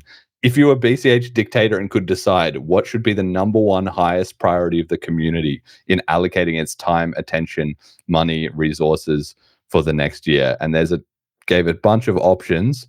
The most popular ones were protocol and node development, e.g. chips and full nodes at 24.3%, fostering or supporting new emerging apps, new Flipstarter, FundMes, etc., was 18.9%. BCH content creation, like the podcast, Paul's YouTube channel, GP Spaces, or Caesar price analysis videos, got 6 responses, 16.2%. Retail merchant onboarding got 5 responses, 13.5%. So that's Paytalk in the Philippines, BCH Argentina, Bitcoin Cash City, that kind of thing. And then some of the smaller responses were like stablecoin development, BCH content creation, crowdfunding and resource allocation, BCH social media, physical meetups, existing app development, and wallet development. So this is a fascinating graph, I think. Protocol development coming in as the number one. I definitely did not vote for that. And I'm surprised to see such a huge focus on that. Like wallet dev, only 1 response. Existing app dev, only 1 response. Social media, only 1 response. Crowdfunding, only 1 response. Physical meetups, 2 responses. Stablecoins, like 3 responses. Like protocol dev being number 1 at nearly 25%. That is wild to me. But it goes to show it's reflective of the fact that people are very pro innovation and want to see new upgrades shipped. But when I think about where BCH is, I feel like protocol is the problem we don't have. Everything's going great there. Like that's not where we need the firepower. What do you make of that? If we know, well, yeah, I agree with that sentiment. But if we do know that like the forks have tended to, well, yeah, all of the chains have kind of tended to, not all of the things have tended towards ossification in the BTC camp, and we expect like change is going to be harder as we onboard more people. I think it makes sense to have the fire under our ass for protocol development now. Yeah. Get in as much as you can. And well, that's true. It is important that we try and get in as much as we can. And that's why I think it was really good that last year we had like Abla. This year we've had a pretty solid upgrade. Velma was a big upgrade, and we got the big ints as well too. Next year is like, that's another meaty upgrade for Layla. If it's it's all 4 including function, that's a meaty upgrade. There's I can understand. Like, let's just get it all in now, and then maybe things will slow down as the rest of the ecosystem ramps up. Yeah, because it's also the hardest thing that's gonna compared to everything else on the list. Everything can follow suit, right? Like, but if wallet development will hit a wall if the protocol is not upgraded, blah, blah, blah. Yeah, I wonder how much this is related to also generalization. If people are coming in from other coins, people love protocol upgrades, like in general, except for BTC, all those other coins, like what's the name? Cardano and stuff. They're always shilling. We got a new upgrade, ETH. Oh, we got a new upgrade. Like people love upgrades at the protocol level, even if it changes nothing that they interact with on a daily basis. They just like to see that their coin that they're investing in is upgrade. I think people have a very intuitive sense of that because they think like, if this was a software company, I would want them to be regularly shipping upgrades on good stuff. Doesn't matter specifically, too much what it is. You just know that as a user, you're going to accrue benefits over time from the devs regularly shipping good upgrades and showing that they have the competence to do it, right? There's an execution premium for having a team that can upgrade, because then you're like, oh, we're not going to get screwed over by quantum because the devs are competent and regularly ship upgrades and nothing gets disrupted. Yeah. I maybe there's some of that. Fostering or supporting new apps was second at 18.9%, which is very high. But I agree with that, though. I think I might have said this. Like, I think money going into flip starters and starting up new apps is really quite important. And then content creation at number 3. So that's good. I'm glad to see. Glad to see we're getting some support in that sense, or people think it should be a high priority, the visibility of the space. And then retail merchant onboarding as well. People still putting focus on those hubs as they should to keep them alive. Stablecoin development was down to the fifth most option, when that's been a lot of chat in crypto this year has been around stablecoins. Yeah, that. Especially given how many people are using Moria in the previous questions, that kind of surprises me. But I suppose it's like priority based. They're like, this thing already exists. Why throw more money at it? Yeah. So then this goes into the next slide, which was what could be the second highest priority. And stablecoins actually came out number 1. Stablecoin development, 21.6%, followed by existing app development at 13.5%, protocol dev at 10.8%, network infrastructure at 10.8%, retail merchant onboarding at 10.8%, and social media and discussion at 13.5%. So I kind of put that out of order. So it was stable coins, then existing apps and social media, and then protocol, network infra, retail merchants, and then we have some minority votes for mining infrastructure, content creation, physical meetups, supporting new apps, and wallet dev.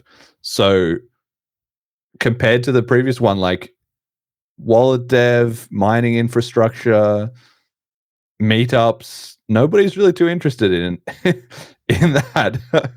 But between these two charts, like stable coins is a big one, protocol node dev is a big one, and a combination of and content creation are the big ones, really. That's kind of surprising to me. Like, I'm surprised that it's not just like almost the same charts. Okay. Like the spread you think should be similar, like just statistically, the first and second priority. Yeah. It makes sense to me that a lot of people like protocol as the first priority makes sense, like you said, because if that is going well, then everything else can be built on top of it. And I was expecting, like stable coins to be a high priority, but it's just the second priority. It's the top priority after protocol, right? Yeah, that's kind of surprising to me. But it's like nobody really is like meetups. Everybody knows that's going to take a ton of resources, probably not going to produce much results. Wallets, like we talked about, we've already got a few wallets. They're going great. That's not like where the problem is, basically.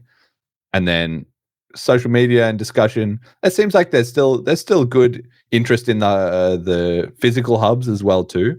But I feel like people are more like, again, they're sort of in the mid tier of priorities, not like we definitely need this, which is we definitely need stability, we definitely need protocol, node dev. And like mining is only mentioned in second priorities. Network infra only mentioned in second priorities.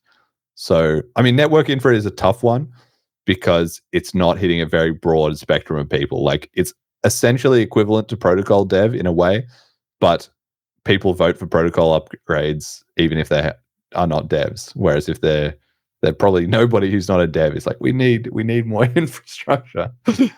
It just doesn't connect. Yeah. I wonder if we were to separate these by like things that the average person would interact with, like the average new crypto user versus someone that's more deep in the weeds, like what would this spread be? Like is 50% going for technical stuff and 50% going for I guess like physical, like everything else, promotion and media. Yeah. I don't know. Well, I just had a look. So last year, the top request was fostering or supporting new apps and flip starters. and then followed by physical meetups, existing apps, and wallet dev. So wallet dev has kind of faded into the background. Physical meetups has faded into the background a lot. And existing apps also, some support still for that, but that's not where we need it. Supporting new apps. So like last year, nobody thought we needed, 10% of people went for protocol dev. And this year it's 24.5%. So big change there. Damn. All right. Okay. Of the regular Bitcoin Cash podcast segments, I like the inclusion of, this is just for me to keep a check on whether we're wasting our time with some of these segments that nobody likes. Guest intro and Bitcoin backstory, 78.8%, by far the most popular. So I'm glad we're doing a good job of bringing sort of human interest with the show. Price, 50%. That's partly for the historical record as well. Meme of the week, community comment of the week, message to the community, all in that 60% range. Thanks to contributors and shout outs, only 40%. And cut them all, let anarchy reign, 6.1%. So thanks to the contributors really underperforming here. I feel like I like that segment because it's right at the end. So if you're bored, you can always just switch off and tune out. But sometimes we come up with those funny little anecdotes, or somebody shouts out somebody who's not, regularly mentioned on the show and could use some credit, right? I think that's a good, like, that's the one most in danger of being cut from the show. But I feel like it's pulling its weight. What do you think? Yeah, I like it. I think it makes sense. I think most like online creators that I watch that do shout outs do them at the end of the show. Or maybe this is like, I think I like the way that we do it, like the actually articulating and vocalizing, like, here are the people. But I've seen some where they'll just like roll almost like a credits section and it'll be like, thanks to our Patreons, and they'll do a little outro. Maybe like True. Just a change of format would make it more interesting to people. Yeah. I mean, the bar is already pretty high to be mentioned on that last slide. It's half a BCH, which is now several $100s. Like, we're not reading out everyone's names like willy-nilly. And I think it's really important that people who do, support the show get some reps and credit for that, because we couldn't do it otherwise, right? So anyway, good to see that people are really interested into the guest intro stuff still. I like that we start with that. And the other segments, I find message to the community has dropped off a bit. That was previously like by far the most popular. But in any case, good to see. Okay, all right. And our last question, BCH will be the global reserve currency. Yes, 59.5%, onshore 32.4%, and no, 8.1%, which is fine because this year we had our no coiner and not BCH invested people as well too. So fair enough that they probably fall into that category. 59.5% yes. Last year it was 68%. So again, we've had a bit of a drop. We've had more people in the onshore category. So I feel like generalization is to blame, or not to blame, but the reason for that, the downstream reason. Yeah, that makes sense to me. Okay, other feedback. We've got a bunch here on the slides. I'll just quickly mention a couple of them. People are saying I need to change my background. I'm working on it, guys. That will happen. It is getting to, the show is big enough that having like the bedroom vibes, maybe, not so professional anymore. So that's coming. Jett has a lot of great input. Would like to hear his ideas, opinions more often. So there you go. Speak up. Maybe we haven't done too many no guest episodes where people get to hear from you a bit more. Several people said things that were about they like that we cover the BTC drama, Bitcoin mechanic, all that kind of stuff. And I'm in two minds about that. Well, on one hand, people like it, so we will obviously keep doing it. But like, as BCH grows, it should be getting away from that, right? We should not have enough time to really go into the weeds on their latest bickering. Like, I don't know how many times we can say, like, it's hijacked. You guys aren't going to ship an upgrade. oh, look, it's 12 months later and that was vindicated.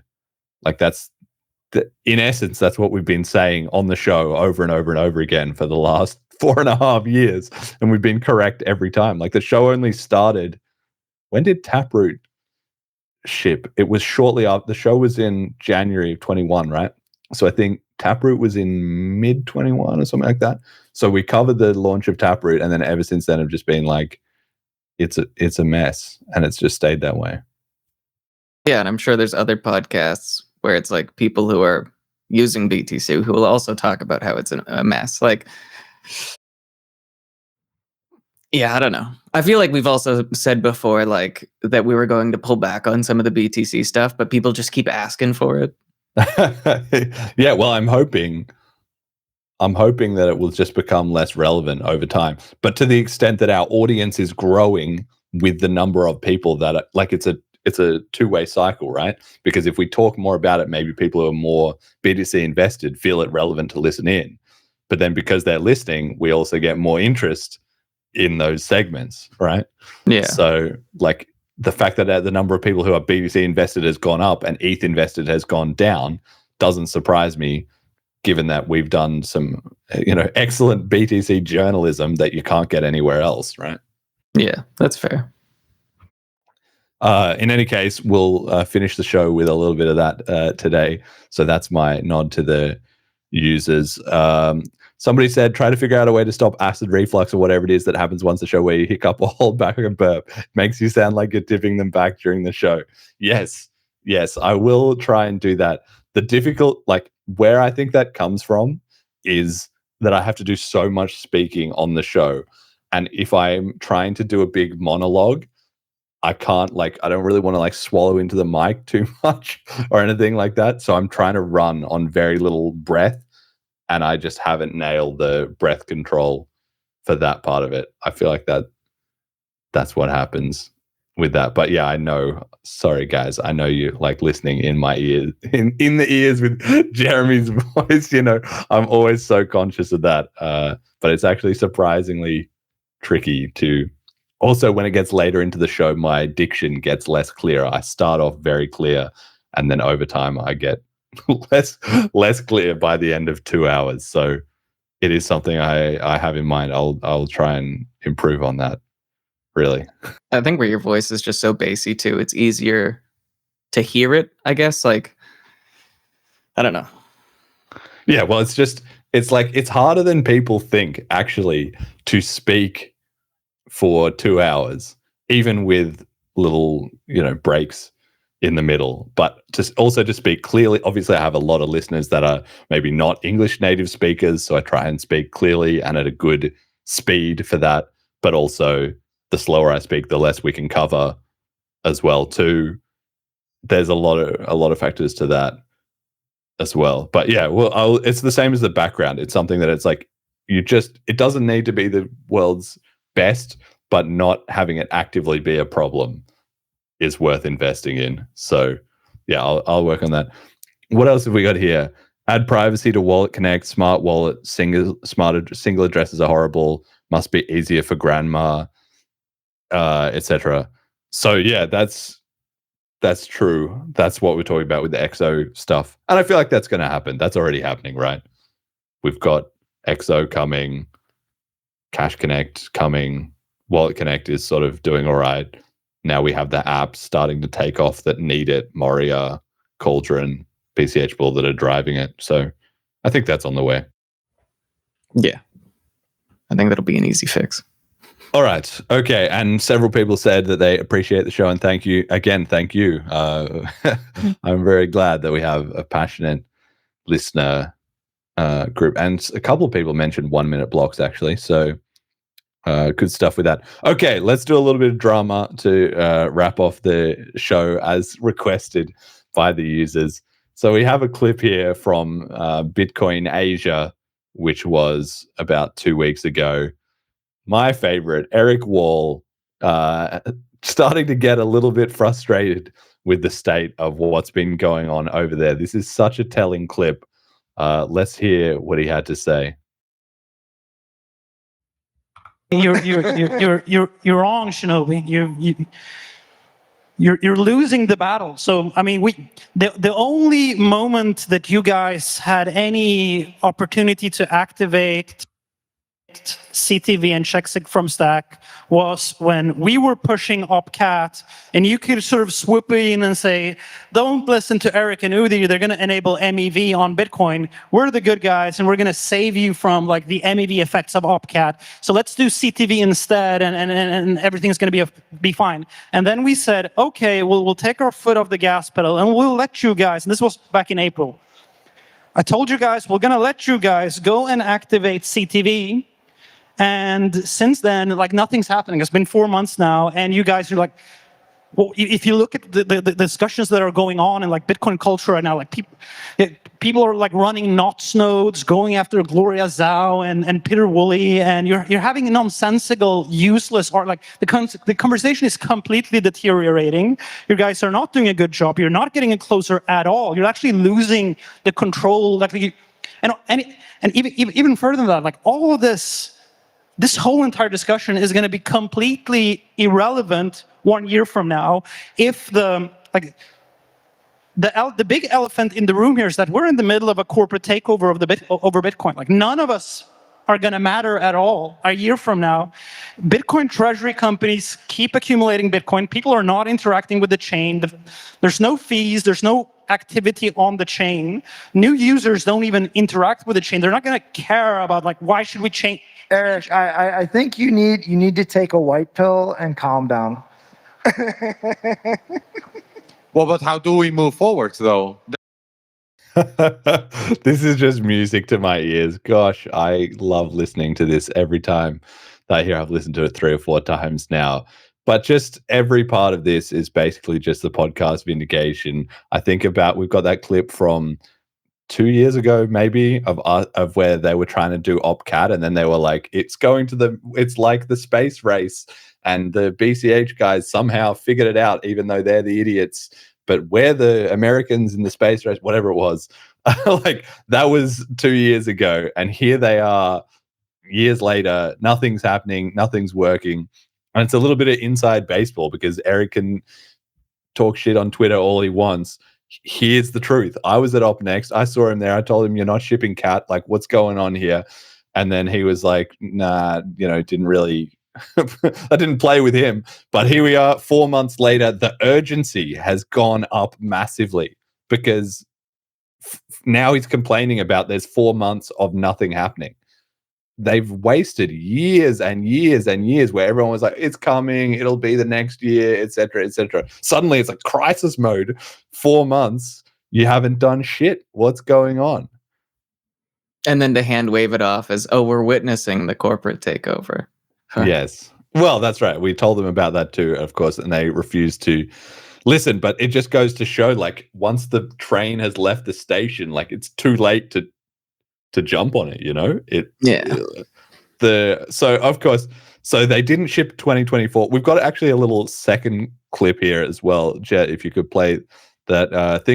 Discussion carries on a little bit, and then, well, just to say, at the end of that clip, you could hear they were saying, like, so what now? That's the funny thing, is Eric is like starting to get riled up. Shinobi is trying to laugh it off because he doesn't have any solution to anything. He just wants to be condescending as per usual. And then the other guy's like, what are we doing here, guys? Like, we need some kind of plan. If this is not working, what are we going to do? And here's where they get to that. Eric, opcat would be part of that as well, right? Of the great script restoration. Yes, I basically think of great script restoration as a nice rebranding of like opcat, like packages in a way that people more easily, drink without thinking that it's poison, because it's like been packaged very well by Rusty and it works for Blockstream. We used to. Where does it work now? Well, I think the logic behind that is we know most of the things people would want to do with OpCat if we activated that on its own right now. And a lot of the other opcodes that would be reactivated in the Great Script Restoration just provide like simpler, more efficient and concise ways of doing those things, so that rather than the clunky block space inefficient OpCat versions, people could just directly use those other opcodes in combination with OpCat to just keep things more cost effective, easier to ensure that they're going to behave and operate correctly, like things along those lines. But great script restoration is like not going to happen in like 4 years, realistic. OpCat could happen like next year if we wanted to. So it's like thinking about upgrades like 4 years into the future when we have no idea what the consensus climate or prospects are going to be of changing the protocol. I find it like a moot point, to be honest with you. So we've been talking. So they're just cooked. That's what you're hearing here, is that in 2024, Eric and Udi went out and said, we're going to ship OpCat this year. And then, of course, unintentionally or not, seemingly unintentionally, that was a complete hoax. They did not ship OpCat. Now, 2025, they doubled down on that. Guys, this is the year of OpCat. There was that, he was posting it at the start of the year. We're definitely going to ship OpCat. This is the last chance for OpCat. Etc. Here we are in September, and he's given up. You even say he's talking about cat next year. So in their mind, it's already cooked for this year, which of course it is, because as we've explained on the show however many times, it's going to take at least 6 months to have an activation window and everything. And that's once you've even got the client and stuff ready, which they still haven't done. Like, it's just disaster. But and then that's where things really are starting to dawn on them that, okay, if OpCat wasn't last year, it isn't this year. It's like very vaguely slipping away from us next year as everybody devolves into fighting about knots. The Great Script Restoration is 4 years away, which is probably realistic in the sense that if things were functioning well, you could, like, for instance, the Velma upgrade was, you know, at least 1 year in preparation, but really it was the result of ongoing work and then now we've got the Layla stuff coming on top of that, right? So these kind of bigger upgrades, they take multiple years to cook, even if you're doing everything right, which they aren't. And so at that point, it's like, does Eric really believe that in 2029, the BTC community is going to be fired up for Rusty Russell's block stream? No, like, what? It's not going to matter. As he says himself, the corporations are coming, Bitcoin treasury companies, all the usage has moved on to other chains.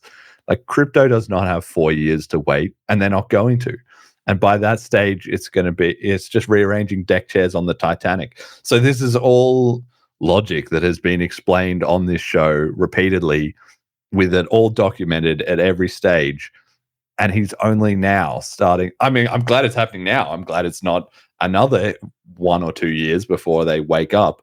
But I just think the shift is so remarkable from the high and mighty, you know, end of 2023, early 2024 vibes of like, these stupid Bcaches, we're just going to ship our OpCat and CTV, and then we'll have the better programming and we'll show you guys, etc. And we were like, you're not going to do that. And then 2 years later, we shipped Velma, we shipped Abla, Layla is locked, or going to be, you know, very soon, looking like a banger upgrade. That's before you get into cash tokens, all the stuff that we'd already done before. Like, it's just, they're not competitive. And it took so long for them to clue in, but it has finally hit them. At least a little bit. Would you that's right. And be like to BLISS and be like, guys, I think we're fucked? Or would you just not go? Like, well, what do you mean? Like Eric clearly knows. He's figured it out finally. Shinobi still doesn't know. He actually still does not know. But the other guy is what's his name? Aaron Van Weerdem or whatever.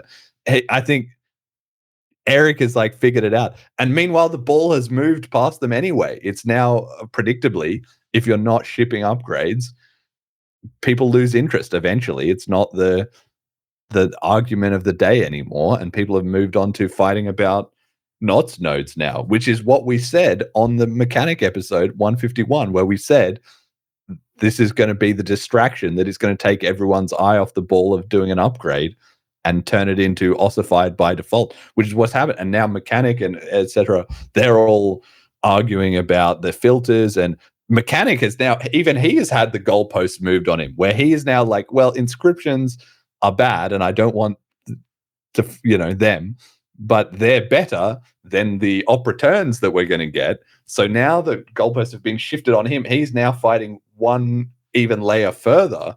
They're not fighting about an upgrade. They're not fighting about fixing the inscriptions. They're fighting about the op return filters. Like, by the time any of this is sorted out, which it probably is never going to be in an actual sensible way, it's too late. Yeah, I just don't understand why Eric would even be there if he actually understands what's going on. Well, that's right. At a certain point, he will give up and have to try a new strategy, like switch to BCH or rage quit or something.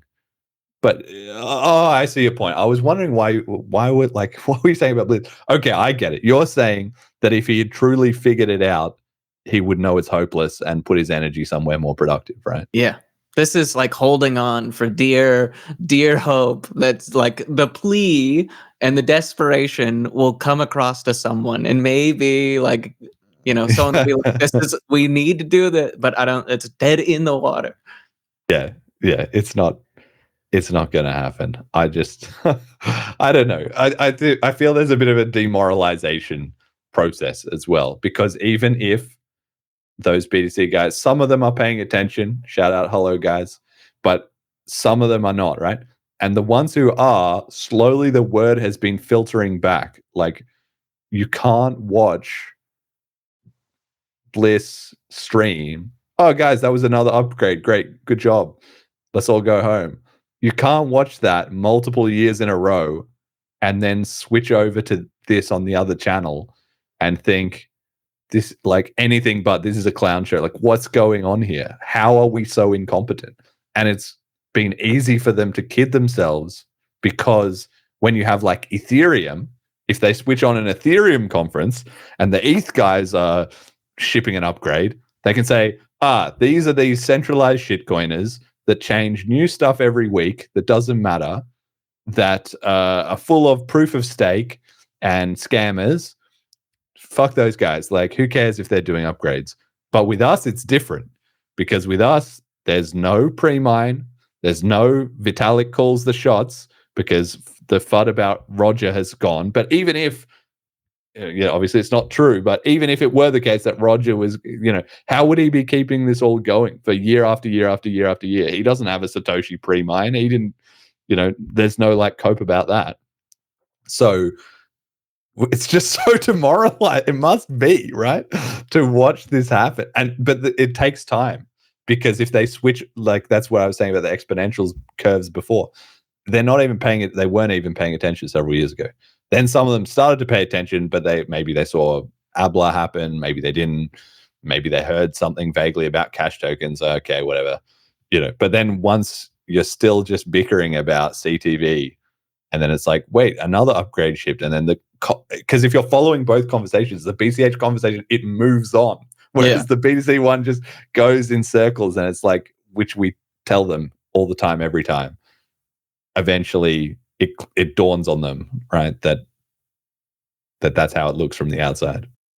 It really, like, and the outfits and like the bullshit doesn't help either. Like, it's so like, I would expect more absurd characters in BCH, to be quite honest. Like, people doing like weird costumes, or like just obviously socially inept, like dressing and stuff like that. But like everyone was well dressed at BLISS, right? Like, I think the suit is a really good addition to the presentation there. Like, but yeah, I think the Shadow Wizards thing is fun, but seeing this and the absurdity of the Shadow Wizards is like, is this just nihilism? Is this just cope? Like, well, the thing is, we don't. You want to keep crypto weird in a way, right? Yeah. I like that crypto has these people, characters, and people can be dressed up and stuff like that. I think that's good. You want to have that, but you also want to have like, this is a room full of competent adults that are, shipping $1 trillion software or whatever, right? But the reason they can get away with this in BTC in a way is because they don't matter, is because they have these panels year after year after year of sitting on stage talking about this stuff, but it's so far removed from any of the things that would seriously need to happen. Like the people who are involved, like most people don't care. They're just like, BTC is fine, don't upgrade it. And the people who are involved know that, okay, this is like the quote unquote podcasters or whatever. Like Shinobi and Eric have no power or ability to actually get an upgrade rolling, because as we've seen, they've spent the last years whining about it and nothing has happened. Like the actual politics that goes on in BTC Core and, at the protocol devs, whatever, like Mechanic and Luke, they are much closer to hitting home on that, right? That's they're still not maybe right at the heart of the issue, but they're closer. So that's where they can get away with it, is, okay, if he's sitting on stage upset, like, you mad, bro, basically. In any case, I wonder when they'll, well, that's why we run that poll 1 year ago. Who is going to publicly defect? Is that going to happen? What do you think? 1 year from now? I didn't even rerun that poll because it's kind of a bit irrelevant. But are we going to see those defectors finally? Moon Settler. Yeah, well, just quick mention of Moon Settler. We've got community comment of the week. Speaking of him, quote, he said, can't believe the sheer amount of cognitive hours this consumed in aggregate when it means basically no difference either way. Bitcoin is truly doomed. This is talking about the knots situation. And then, quote, meanwhile, Bitcoin Cash is deploying their equivalent of great script restoration, reworking script cost calculation and VM limits. They're adding loops and reusable functions to script. Roughly in the same amount of time people here have been arguing about this fucking nonsense, end quote. And that just really summarizes it, right? Like, I took this as being great news for the BCH community because it's very heartening to hear that. It feels some of the time like we're doing the right thing and nobody is noticing, right? But the thing is, some people are noticing. They're maybe just not saying it, or it's not being validated. Life is often like that, like if you go to the gym and you're working hard in the gym, it might be a year or a year and a half until you see a friend that you haven't seen in a long time and they go, oh man, you're looking way fitter than you used to be, or something like that. That payoff only comes after you've been doing the right thing for so long that you've even forgotten like that they're about it. It's just normal. And then that's when somebody who's coming in from outside goes, holy crap, like this is a lot of good work, right? Sorry, I just saw this the chat come in. The meek will inherit Bitcoin. Yeah, and that is us cashies.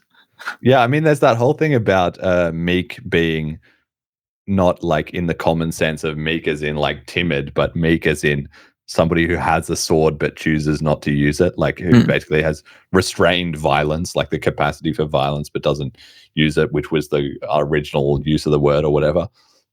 I mean, I think there's an element of that. It increasingly feels like that in the sense of I am not spending too much time.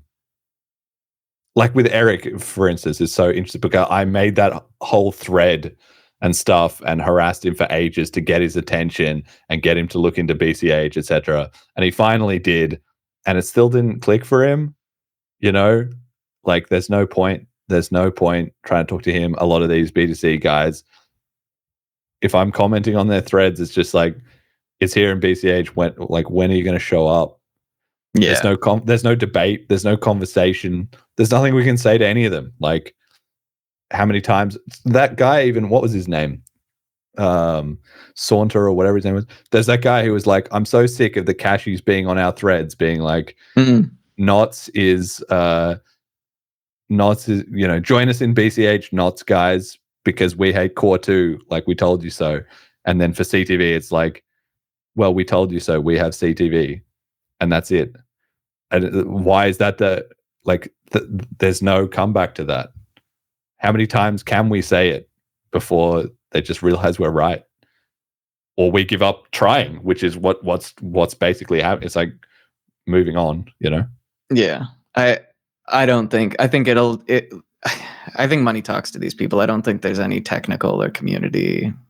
I think Moonsettler, yes, but Moonsettler and I think Reardon Code are the two that I have the most optimism for.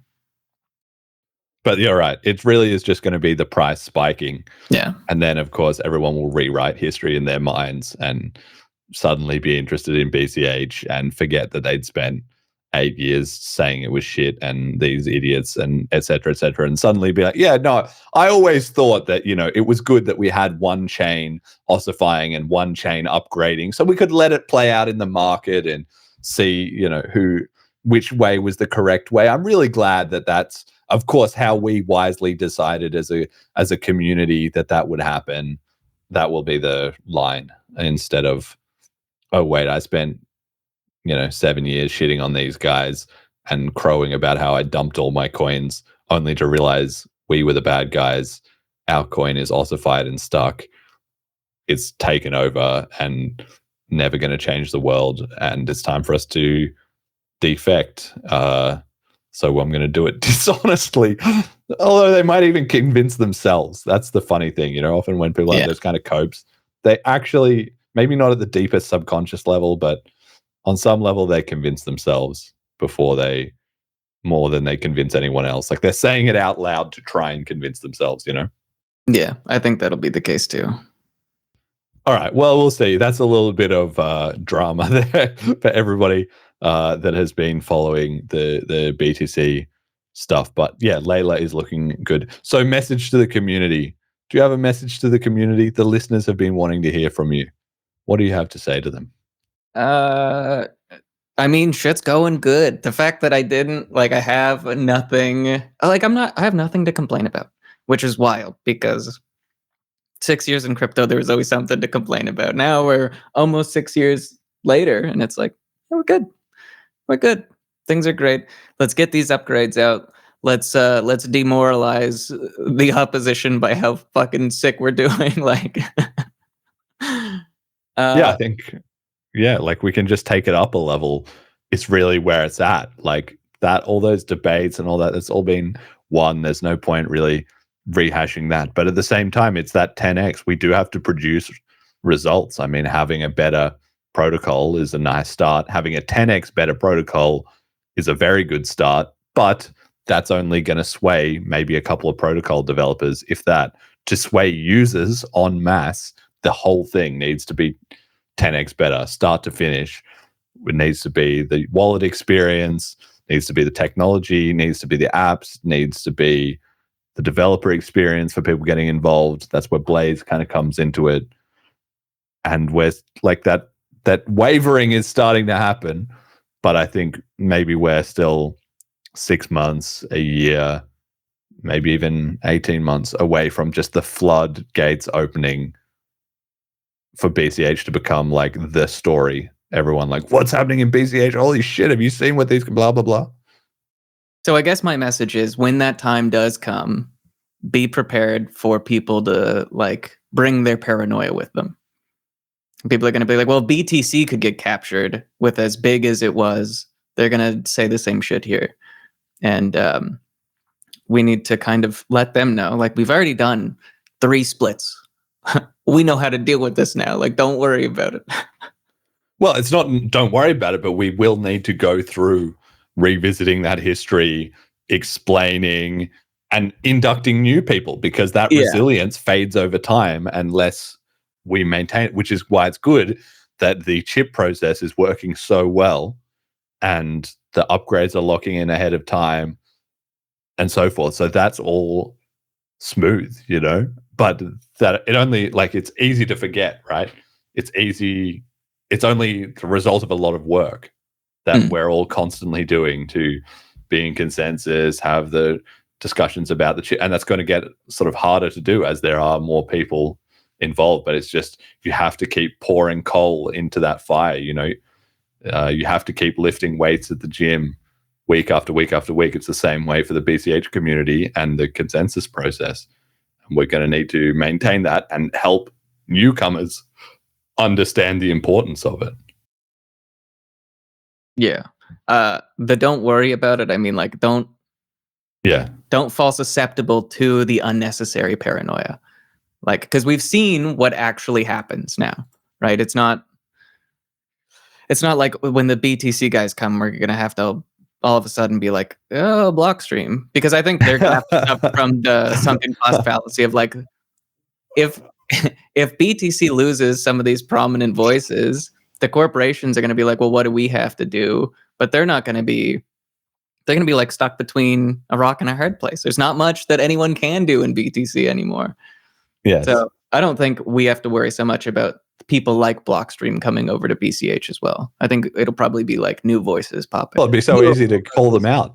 Yeah. That's the problem. Like, you can't just be like, if Adam Back is suddenly like, hey guys, I realized BCH is actually the way. They were doing the right. Like, you can see right now, he's in the middle of trying to sort of, again, upset the apple cart perfectly between the Knots and those other guys. He's pissed off. Luke and Mechanic have lost trust in him, but now he's trying to edge not too much away from the other. He was trying to be sort of neutral for so long. He did a great job of drawing it out. Hats off, Adam. Another masterclass in, political grandstanding from 2023. Literally, this all started with the Taproots in 2023. It took more than 2.5 full years for it all to blow up into an actual problem where he was able to ride the line. And now he's even still trying to back and forth it a little bit, but he's now starting to lose credibility for being wishy-washy, at least on one side, and now kind of on both sides. But in any case, yeah, he can't, like, the credibility has been completely rebuilt.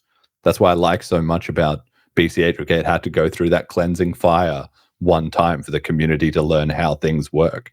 Yeah. But now we're in a good spot. And also it gave time for those people to reveal themselves who were either not on board with the vision that we all had. Maybe they had their own vision or understanding, or were susceptible to groupthink and following the crowd, or too cowardly to speak up. Those people have all been filtered out. Now, of course, it's incumbent on us who were not in that camp to, we've got to not drop the ball now. Like, but that's just ongoing work, I'd say. God, I would love so much if Adam Back was like, I'm a Bcasher now. I would love to see just the chaos that would ensue. It'll happen one day. But he's got it. Yeah, he's busy. And then immediately gets blocked by everyone involved with Bitcoin ever. Like, the Bitcoin guys being like, fuck you, Bitcoin guys that have turned to BCH being like, oh, you're not doing this again. And then the BCH guys who have been in this space long enough to be like, no, fuck you. Well, then he can just retire off to his island and sit with his 500 million or whatever, right? Like, he doesn't actually care about any of this, really. Like, the whole thing's a big, I'm just massively speculating at this point, but, why is he so driven to try and destroy Bitcoin? Well, because he got paid a lot of money, but maybe also because he's a bit jealous that Satoshi figured it out and he didn't. Like, let's be real. If he was actually out to help, I'll leave it at that. Okay. All right. One thing quickly, people can check out the BCH Bullet at the bchbullet.substack.com. That's been going really well, actually. That's been a great innovation from the podcast. Like, it's been very well received. I've been very happy with how that's going. Our FundMe contributors for the latest block of 10, Majumali, Marcelo, Jeremy is made of whatever profits are made of. Molecular, the show we love. At Cash Stamps, keep building and broaching. Erdogan Talk, economics writer. Big Hair, love the show, love your hair. Milton Friedman, Purely Peer, purelypeer.cash. Discover the thrill of quest hunting, find hidden cash drops and collect BCH. Ryan Giffen, keep it up, boys. DGN and FurQ, fresh hardcore BCH rap anthem coming at you. The Green Compact Kids, get it at https://nwb.cash. And Cash Dragon, pump it up. Support appreciation, our donators, thank you very much as always, and our patrons, Ricky and Kyle, and our sponsors, General Protocols. Check out bchbull.com. thank you all for listening. Our start guide, FAQ, and links Wait, are at hold on. bitcoincashpodcast.com. I got all the BCH Bull stuff today. The swag, the Yeah. merch. Okay, yes. Big shout out to them. They're amazing, and they have some good premiums, by the way, too. Recently, I was cashing in on some of those, like even it hasn't been seen in a while, but 10 or 15% negative green premiums. Let me see if there's any right now. Looks like maybe not, but keep it. Oh, Ethereum, you can get negative 6% premium on 180 day right now. on ETH shorts right now. So, that's I always think of it as like tipping the odds in your. It's like the house, you know. Sometimes the odds are just a little bit in your favor. Oh, okay, I'll get in there. Yeah, thank you to them, and try out Selene Wallet at Selene.cash. Any other final shout outs from you, Jett? A shout out to like the rest of the podcast team, like CM Works. That was a fantastic, like, quick turnaround. And I think, I mean, I interact with you guys more now than I think like the broader scene too. So I'm having a good time. Things are going all right. Yeah. My shout out, also to them, Shan, Omar, CM Works, and Robert. Also check out Blaze. I feel like at some point, because obviously we're just shilling all this different stuff at the end, maybe that's why people are getting fed up with that segment. It's because we have so many different links and things that we're involved in to try and shill.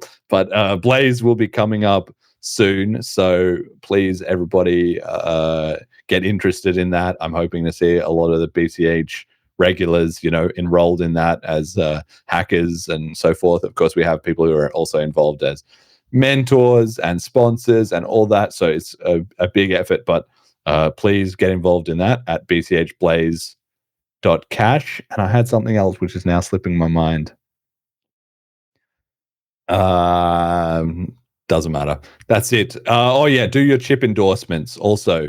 We're seeing a lot of momentum with people putting out their chip endorsements and so forth. But now's your chance. If you want to get in with a public endorsement or even a neutral or even a disapprove, now is the chance to do that with lock-in on the sort of medium-term horizon. Not the immediate horizon, but the medium-term horizon. So that will do it, I think, for the show. And our outro song today is from Joel Valenzuela, the legend himself, with what's it called? The Circle of Exit Liquidity. This one's a good one. Thank you all for listening. Until next time. Exit liquidity, hodl nana, dump it all. Crypto nana, exit liquidity, hodl nana, dump it all. Crypto nana, exit liquidity, dump it all. Hodl nana, dump it all.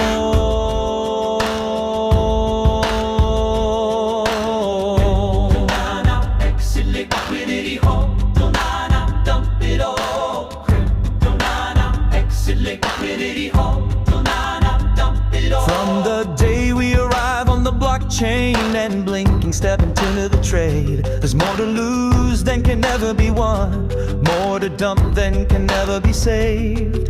Influencers, tweets, and the noobs all follow, buying high, selling low at a game.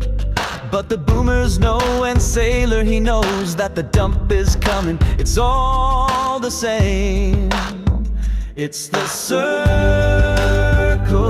of exit liquidity, and it moves us all through despair and hope, through faith and FOMO, till we find our place on the path unwinding in the circle of exit liquidity.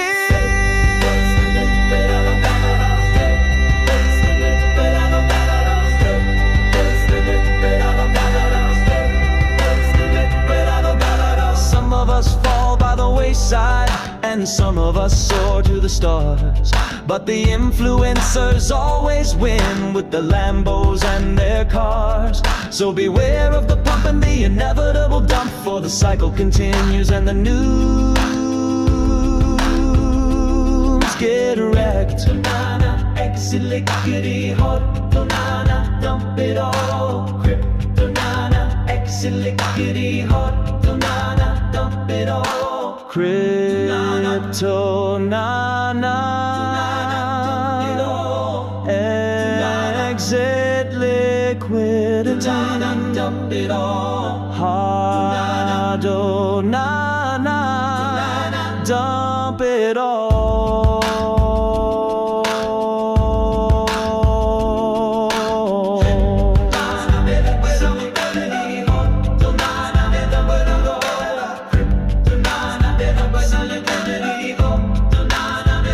It's the circle of exit, liquidity, and it moves us all through despair and hope, through faith and FOMO, till we find our place on the path unwinding in the circle of exit, liquidity.